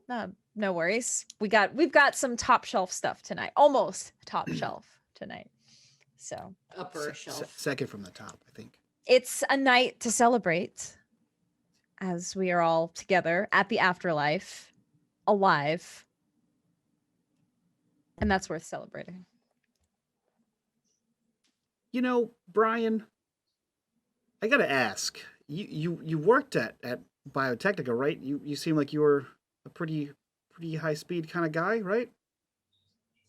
Well, I'm depends on what you mean by high speed. I mean, sure. I do move rather fast. No, I meant smart, but that's okay. You got fired, so I resigned. Okay. So would we be safe to assume that you're not a big fan of Biotechnica anymore? In my line of work, you don't let your emotions get in the way of things. Uh-huh. I've worked for people that I would have shot to their face had they not given me a paycheck. Yeah. In my line of work, everything is for sale. So, Mr. D, let's talk prices on what you know about Biotechnica that we don't know. And like Lucius is lounging back in his chair, like chin on his fist, and he just looks at Ketch working his thing, and you can't really see his eyes behind the big sunglasses, but you know that his eyes just got wide. Like, what is this? Like, he's going to do that, like, right here? Like, okay, he works fast. And Brian looks at you and says, well, how much you got? What's your high and low, Brian? I worked for Biotechnica for about 11 months. I'm probably going to take a few weeks off before I do anything. Your standard contract goes for Simon needs to check his notes. The hustle. Standard contract for him is between we'll say 250 a week, so that's going to be at least 1,000 if I'm taking a month off. Then let's say 1,500. Mr. D?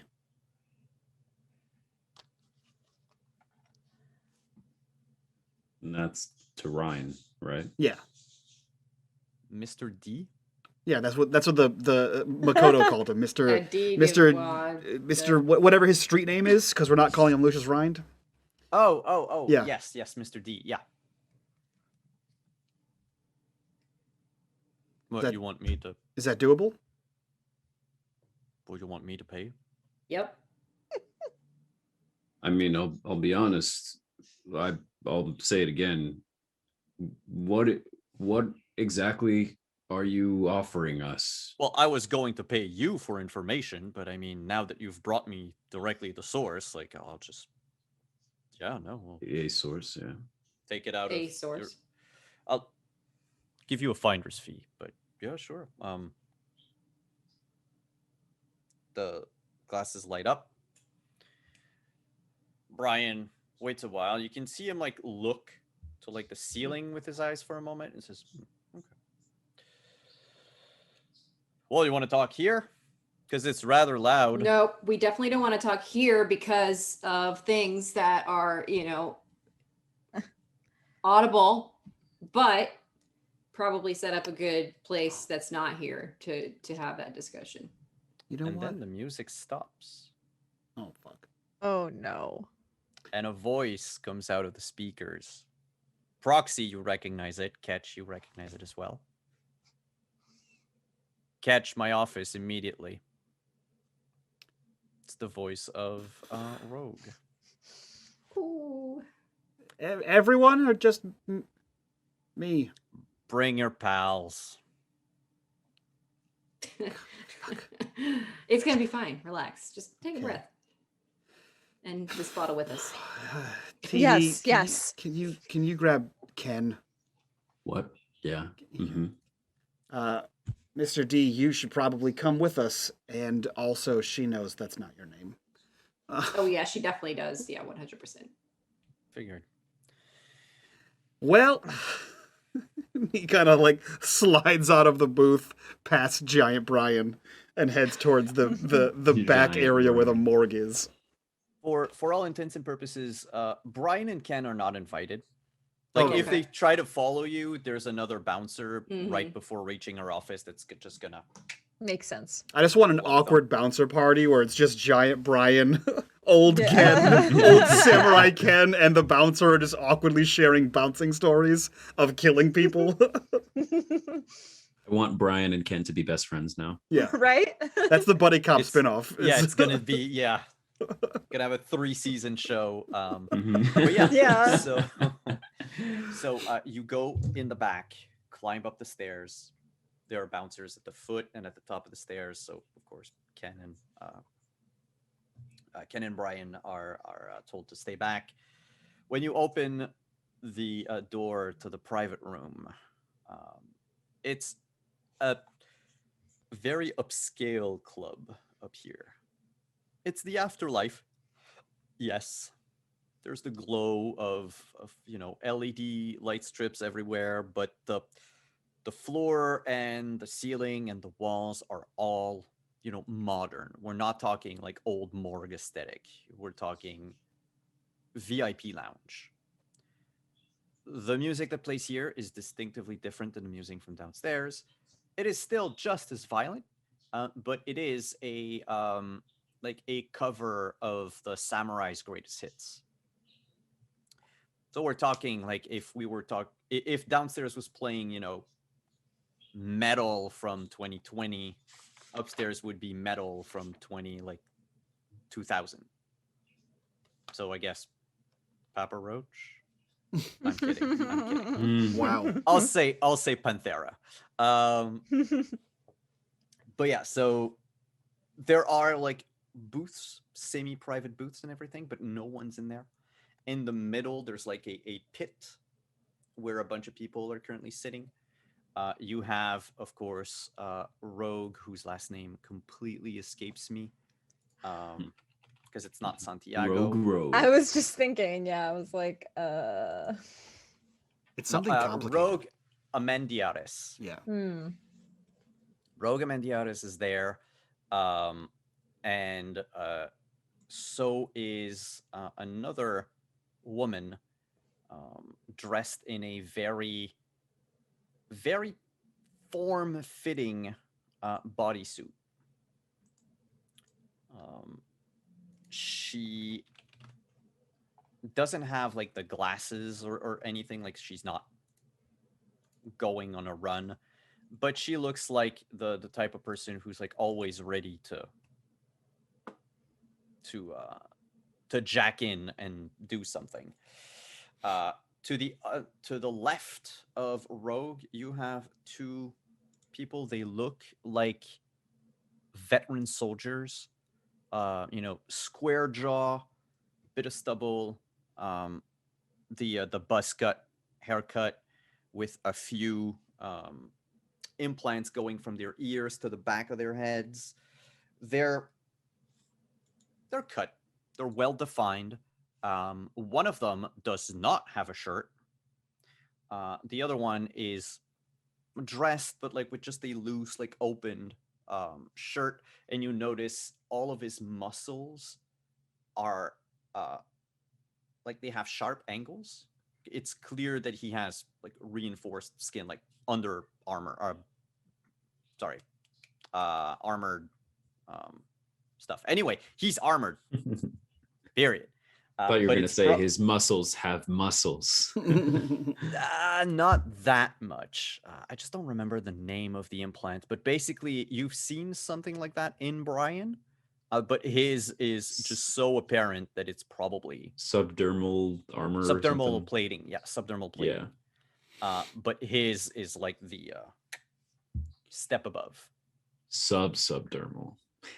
Well, it's subdermal to the point where the dermal is not really there anymore. It's just sub. Yeah. To unMadeGaming at twitch.tv/unMadeGaming. Wow. Wow.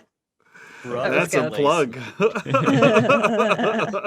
Yeah, there's 4 of them there. There's a small, a low table in the middle of the pit with a bunch of different bottles. There's a handful of syringes and like 3 inhalers.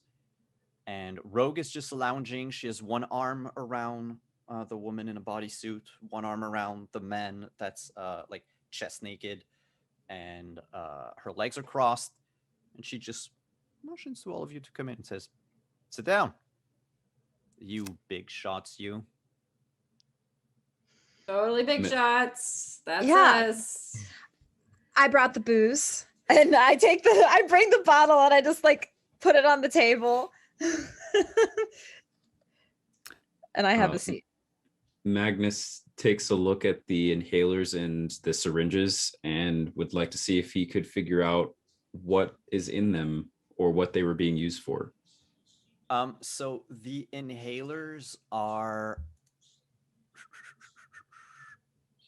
there we go, found them. Or for asthma.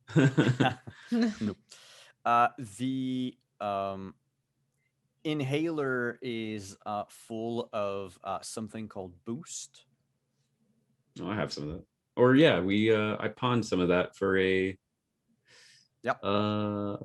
med scanner. And then the syringes are filled with synth coke. I also have some of that. All right, cool. Good to know. Magnus with all the drugs. I am familiar. No, I actually have like a at least 2 respectable doses doctor. of almost. Yeah. Yeah. Hey, gotta. Can't treat it if you don't know what it does. Ketch tries to sit down as casually as possible. Proxy's not sitting down. She's kind of like hanging out. Mostly looking around. Yeah. Rogue looks at all of you in turn, and like her eyes glow like sharp blue as her gaze rests on each of you. And says, "Jules, you can put the bottle down if you want." Would you like some? It's pretty good. Synth red. Yeah, I know. I purchased it. But I might partake later. It depends on how our little discussion is going to turn. Of course. Well, if you don't mind, and Jewel will pour herself another glass and kind of just like take a seat confidently. Doctor. Rogue.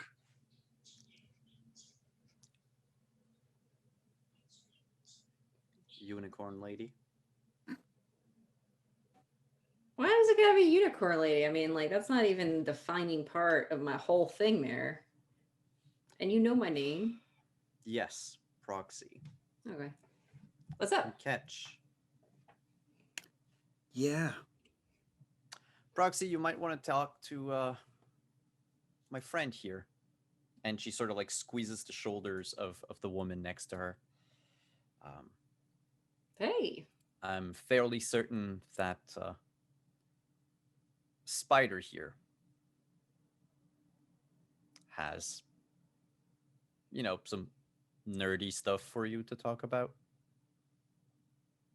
Mm-hmm. And Spider would like get up and like just motion to another booth with her head. Bye, guys. Peace out. Man, I just realized everyone. Guess we'll see you later. Everyone has such cool names. I mean, Joel, Proxy, Catch, Rogue, Spider. Magnus. I mean, I just. Magnus? I mean, yeah, but that's like an actual name. Taco Duck. That's my birth. That's my birth name. Yeah, but your birth name means something like king, I believe. Yeah. I guess that's what I'll demand to be called now. I'm king. Your street name is Taco Duck. Well, you're the only one on the street that calls me that. I can change that. Please do. Speaking of kings, hello, Mr. Ryan.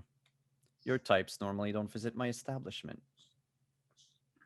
And Ryan just takes a step back, sort of squares his shoulders a bit. He doesn't know like if he's gonna make it out alive of this room or not.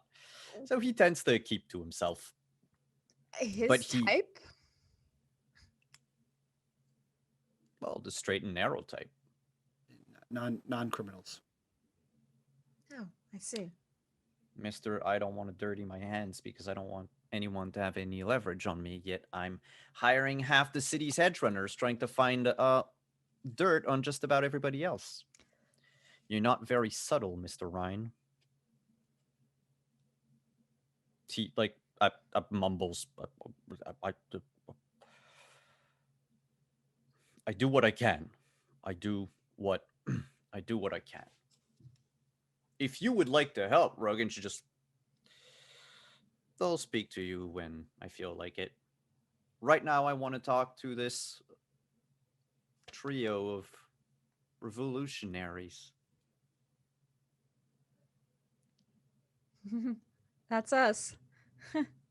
Yeah, you walk in here, you try to go into my net architecture, like the doors were wide open. I said she shouldn't. That wasn't us. You told her to go talk to your friend. You should be having that conversation with her.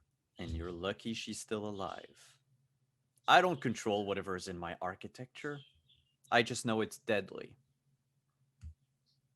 Proxy's experienced. Maybe. And we have no control over her. Yeah. But are you all experienced? Because you hold a lot of money in your hands. I don't think you know just how valuable this is. The briefcase. Okay.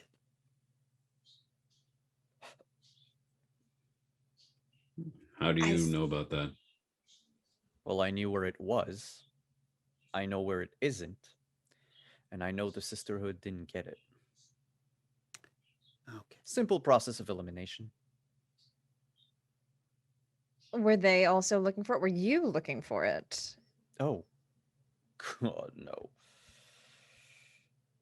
I'm out of that game. It's just I thought I would help my buddy Catch here. Not die so young. Okay. You've got promise, Catch, but you have to vet the jobs you're taking. To be fair, we didn't take the job to get that. No, you took a job from an ex-Arasaka assassin. Yeah. Well, you didn't just step in shit. You dove headfirst into it. Why did you meddle with Arasaka business? Bleeding heart. He points at Magnus. A man needed help, and I don't know. I was bored. That's speaking on the Maelstrom part. But he needed his parts. And I thought the idea of, going in there and shaking the place up, making other people's lives a little better by ending theirs. That didn't exactly come out right, but you get my point. I get your point. You and I have very different outlooks on life and people. But hey, if you outlive me, maybe you'll prove me wrong. I just want you to know that while Biotechnica isn't aware of this briefcase, not unless you've told anyone at work, Shul. No. Nobody. Good. Keep it that way. But the little device that's inside has been making the rounds. A lot of people in the underworld want it. If I know that you have it, or I have reasonable suspicions that you have it, it means others are probably getting close to knowing you also have it. What does it do? It's just a little vial.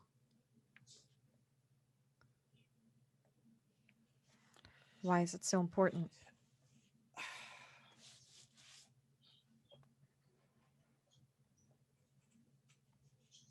You work for Biotechnica. I do. Have you ever heard about Project Phoenix? Would I have heard of that? Probably not. Even with a check, this is okay. This is like the 3 people worked on it Yes. back like 2 decades ago. That does not ring any bells, no? I thought as much. There's not a lot of information on it. Actually, what I know about it is because of information we retrieved before blowing up Arasaka during the Fourth Corporate War. They were spying on Biotechnica. They knew that they had the technology, then it was just a simple matter of finding out who was working on it and what it was going to be used for. So this goes way back. To a point. The early idea and prototypes, I believe, is what the information I have on. I don't know what they intended to do with it after. It's a simple thing. Nanotechnology. Reconstructive nanotechnology.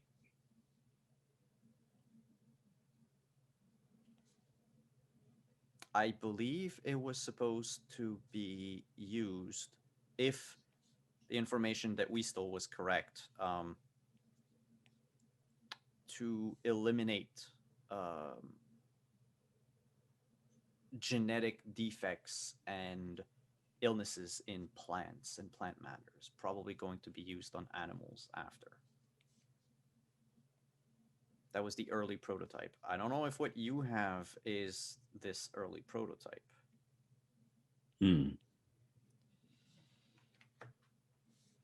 So it's just a glorified GMO enabler. Yeah, except for this. And she, like her eyes glow. And there's a projector from the center of the low table that projects like this hologram. And even during your discussion proxy with Spider, like from the corner of your eye, you can see the hologram pop up. It's a video of a man in just a like hospital gown, standing in a white room. Someone comes in with a shotgun and almost point blank range, fires it at the person's like right shoulder.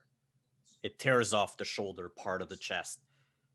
The man screams in pain, falls down on the ground, and as he's spasming live, you see everything like the flesh, the bones, the muscle begin to stitch back together. And the arm doesn't grow out completely. There's like a stump.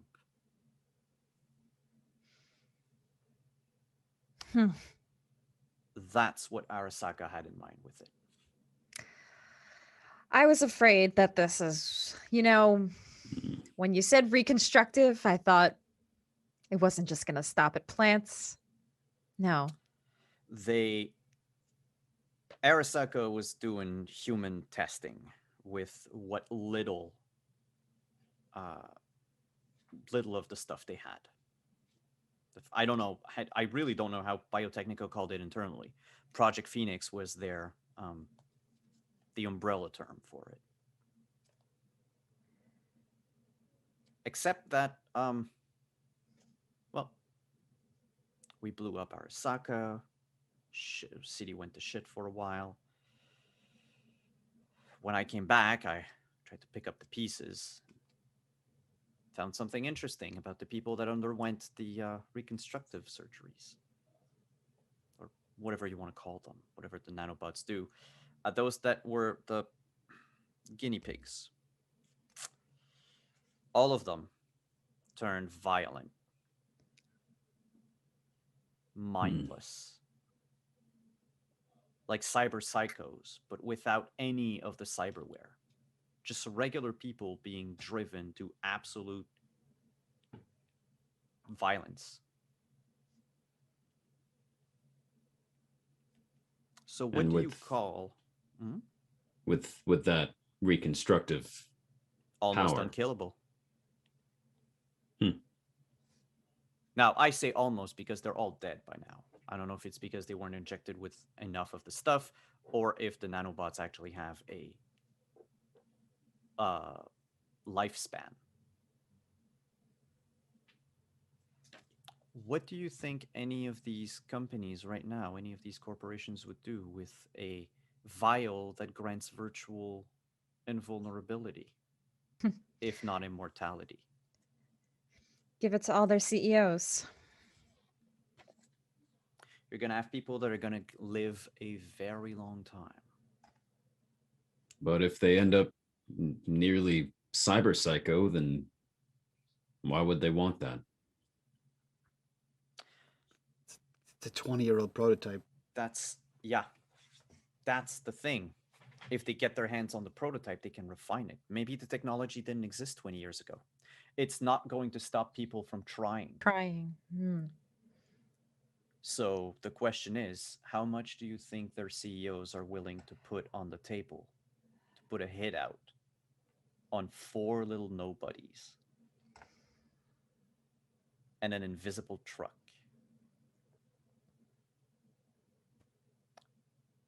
You're in a heap of trouble. And you're in luck because someone convinced me to help. And she looks at the table with Proxy and Spider. Ooh.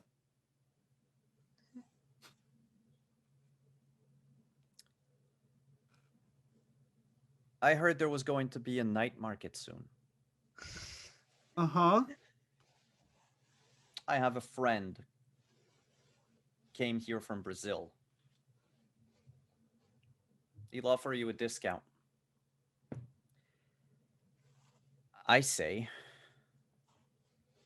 get some gear, get some protection, and decide what you want to do with this. Because the longer you're going to wait, the more people are going to come after you. Oh, and also, the nanobots are self-replicating. Once they're in the bloodstream, they can be transmitted to others.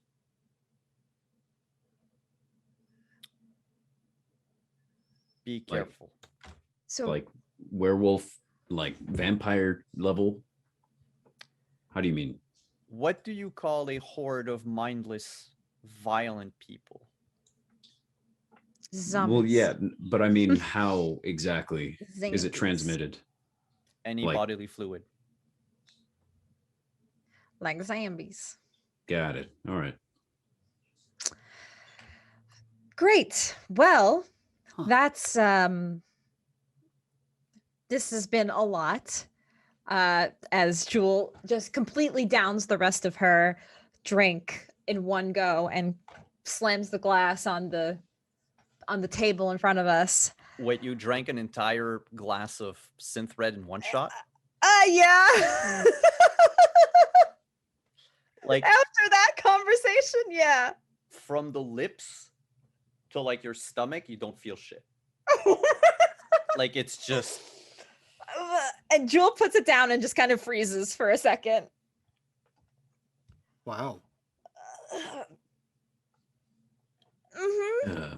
Anyway, well, thank you for all this information.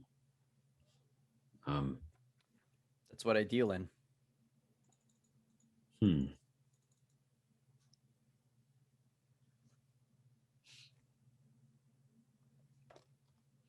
Yeah, at least for myself, I need to spend some time thinking about all this. I don't know. Just know that there's a lot of people that are going to pay a lot of money for it. And she looks to Lucius and says, so if you wanted to enact change on a large scale, but how dirty would your hands be, Mr. Ryan?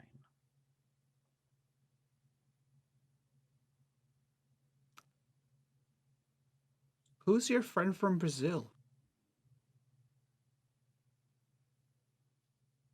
Oh, he's very shit, what's the word I'm looking for? Eccentric. He's called Ozub. He's called what? Ozub. O-Z-O-B. Ozob. Okay. Not that I don't trust you, Rogue, but who is this guy? If he's gonna offer us a price on this thing. No, he's offering us a discount on gear. He's not One of the best weapons reseller that I know. Or at least that is still around in Night City dealing in this time. Because you're going to want to go to ground catch. You're going to want to find a hole. One that you, I hope, didn't dig yourself. And stay there. You have friends. You have allies. I hope. Because if people are coming after you, I'll do what I can to protect my own, but Catch, you're not my own. Not anymore. I'm sorry. Who convinced you to help me? Spider did.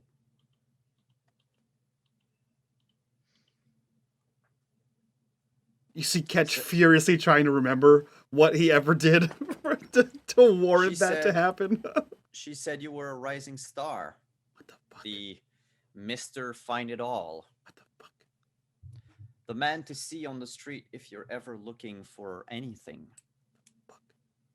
The man who, for some reason, against every expectation, is friends with everyone. I'll buy that one. Mm-hmm. Okay. I don't want to live in a hole. Then you're gonna have to decide what you're gonna do. Shit. Stupid box. Stupid. And that's when an explosion rocks the club. And the sound of gunfire and scream erupts from downstairs. And that's where we're going to stop. That's a But corruption bar. What the we're fuck? just we're gonna rewind a bit to proxy if you don't mind.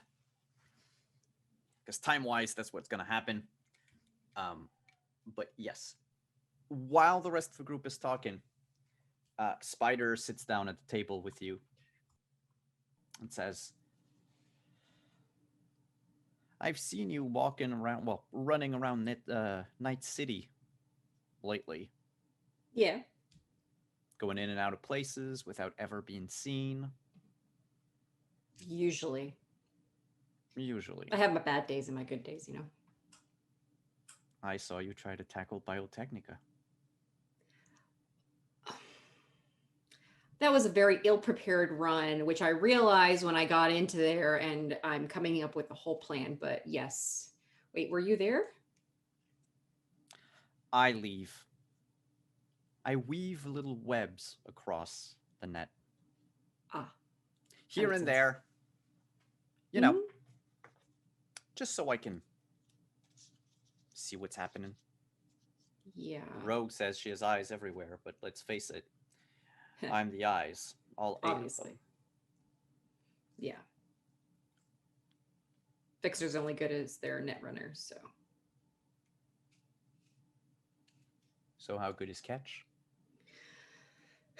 Well, I'd say he's pretty damn good, actually. Good enough that I could ask you for a favor. Yeah, definitely. Unless it's to kill somebody, in which case I will very steadily decline.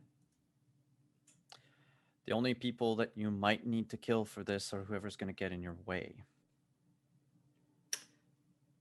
I'm more of a distract and disable kind, not a kill and leave bodies behind personally. But I do have people that can do the bodies part if absolutely necessary. I don't think it's going to get to that. Okay. Yeah, I'm in. I managed to convince Rogue of something. Okay. But in reality, I need something that Rogue cannot know about. That's going to be hard since, you know, she has a tendency to Pry. pull, yeah, that a lot. Which probably makes her good at what she does, but let's be honest, it's kind of annoying. Yes, I'm a very good liar. Liar. And I suggest you become one. Okay.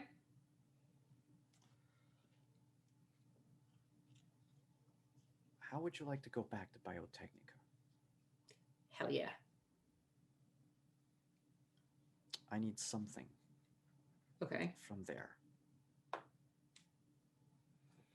Rogue is, well, talking about what your friends and you found at the Maelstrom warehouse. Oh yeah, the nanobots. Those are fun. I'm like, that was my initial whole thing, was go into Biotechnica, find out what the deal was with them, but not so easy. She thinks that the only version that exists is the one that we have that you have in your possession. I don't think it's true. I would be inclined to agree with you. I think there are others. When the bombs blew off, or the bombs went off, the old Biotechnica offices were heavily damaged. I'll say almost wiped out. Not like the Arasaka Towers. They were far away from ground zero, but still. A lot of people died. Yeah. But something like this, like Project Phoenix, is not something that you keep on like the 16th floor in like your desk drawer. True.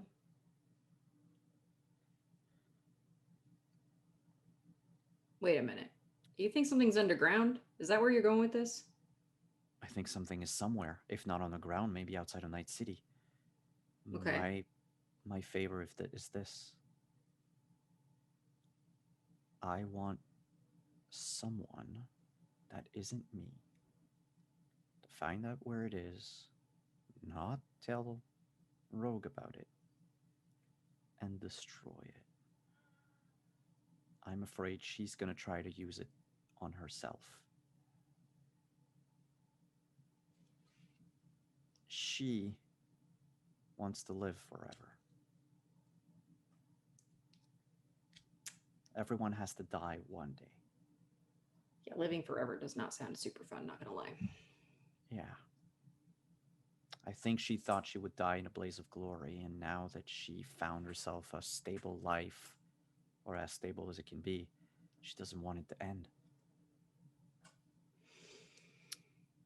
I don't want to see my partner become a mindless zombie. Can I count on you? I mean, point me in a direction. I'll do better than that. We heard Ketch assembled a night market. Yep. In 2 days. That was my fault. That totally ill-prepared. But anyway. I'll have someone leave a package for you. Got it. Things that are going to help. And she slides a USB key your way. Oh, it's actually more like a key fob.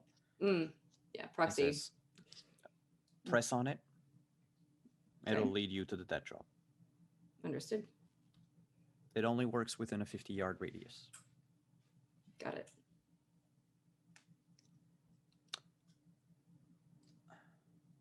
If you do this for me,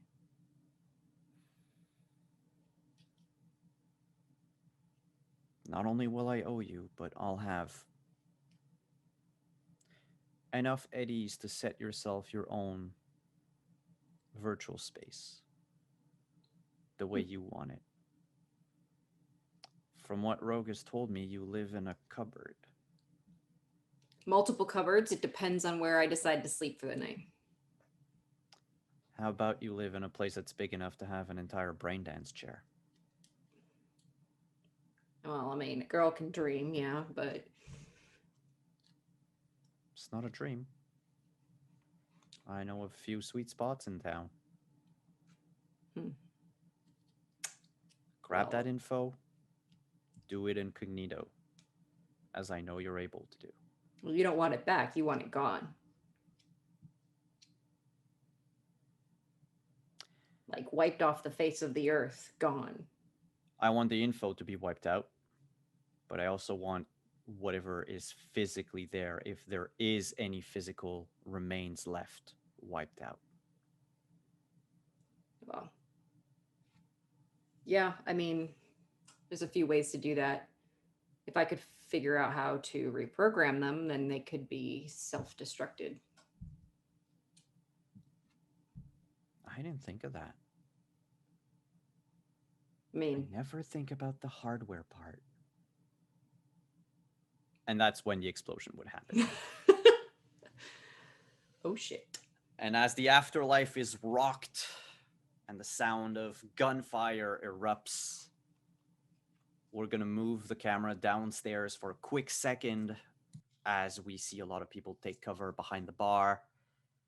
The people that ran in, grenade launchers in hands, assault rifles, blades and axes. They go in. They grab Makoto from behind the bar. They drag her with them outside as they keep firing. From behind the other side of the bar, Brian and Ken are trying to help people get the cover. Brian has both of his pistols out, trying to take down as many people, while Ken is just shielding others from bullets and trying to bring them all like behind the counter or behind some of the tables. And that's where we're gonna end. That's terrifying. Brian and Ken, what the... Okay. What if they die? No! Ah! Why is someone trying to snatch Makoto? I don't... There's so much happening. There's so much happening. Makoto knows Rogue. The fastest way to get to Rogue is through the people that she knows. I don't know. That's my guess. Yeah, she did say that she was like... Yeah. Or not Totally. she said, but Ketch knows that Yeah. like there is something between the two of them. Yeah. Okay, all right. Well, fuck. That was a lot. Simon? We're No, like, I oh, PCs know, can I totally know. die. we're like, oh man, there's just fun nanos. Like, no, they're super. You get to die nanos. Okay, cool. Oh my gosh, yeah, Dope. that was a reveal. Yeah. They're Okay. zombie nanos. Like So- you become like Wolverine, but then a zombie. Yeah. Zombie Wolverine, bring it on. Oh Yeah. God. I did not expect that at all. Okay. All right. Okay. All right. I gotta adjust my brain. Okay. That was an episode and a half. Okay. Yes, this was the latest episode of Cyberpunk Phoenix. Thank you guys so much for being here. Let's go around, do our introductions, get the hell out of here so we can do our after show and talk about what the fuck just happened. If you guys want access to the after show and you want to support the channel, the best way to do that is by clicking on that link down below for our Patreon. Come join us over there and come hang out in the Discord and be a part of the community. That being said, let's go around, do these introductions, and we will start with Tracy. Who are you? Where can we find you on the internet, and what are you up to? Hello, everybody. I am Tracy, also known as Miss Magtech, and you can find me everywhere on the internet as Miss Magtech. I stream a few times a week, and I'm making content all over, doing tabletop stuff all over the internet right now. So feel free to follow me and see what I'm up to. If you're into D&D, Pathfinder, Cyberpunk, Vampire the Masquerade, any of those games, feel free to follow me and check out what I'm up to. Hell yeah. So yeah, that's me. Sweet. Let's go right over to Zach. Zach, who are you? Where can we find you on the internet, and what are you up to? I am Zach Clay. I'm just a guy that does things on the internet. Occasionally I play music. Occasionally I make music. Sometimes I'm on shows like this one, or Esper Genesis on Arvin Elrond's channel, or the Our Vocalists, or on my own stream where I play mostly role-playing games, but games where you role-play with other people, like the Minecraft role-playing game and RP in World of Warcraft, and then some Hearthstone sometimes. And then in other places, I am just a dude. But yeah, that's Okay. life. All right. And I'm excited to be here. Hell yeah. Meta, same question. Who are you? Where can we find you on the internet? What are you up to? Hello, I'm Metamancer. Exclusive rights to unMadeGaming for roleplay on Twitch, and here we go. Here we are. That's it. That's where you find Perfect. Contractual obligation, my favorite kind of obligation. Simon, who are you? Where can we find you on the internet, and what are you up to? I am Simon at Wandering DM. You can find me here every Wednesday at 8 p.m. for Cyberpunk Phoenix. Now you know why it's called Phoenix. Then on Thursday for the rest of March over on Sirenscape, 8 to 10 p.m. for some more Cyberpunk. Then 8:30 to 11 on my channel, twitch.tv/WanderingDM for yet again more Cyberpunk Red. The what about Ion the stream? Oh my god, I have Praximophobia or whatever it's called? No, I'm not there yet. I'm at Okay. Saturday. Oh, sorry. He's gonna go in chronological order of his 97 Yeah, streams. yeah. So Sorry. Saturday, we brought the Scion stream back onto my channel. So if you want to watch some mythical storytelling, it's at 1 p.m. Eastern. Then Sunday, I'm over on Praxagorithus Mophoria's channel for some Romance of the Blue Rose. We got our character art. So if you check it out this week, you're going to see the art of all our sweet babies. And on Mondays over on my channel for some Rime of the Frost Maiden. That's not true. We're on hiatus right now. I forgot because I need some room to breathe. I mean, not breathe, do freelance work. No breathing allowed. Yeah, no breathing. Yeah, it's overrated. That's it. That's it for all of us. Thank you so much for being here. Thank you for those corruption bars. And if you are watching this over on YouTube, we do stream this every Thursday at Wednesday. Sorry, every Wednesday at 8 p.m. Eastern over at twitch.tv/unmadegaming. So if you like that, come over, hang out with us, watch live, do all that fun stuff, and we'll see you guys next week. So from all of us to you, bye-bye. Farewell.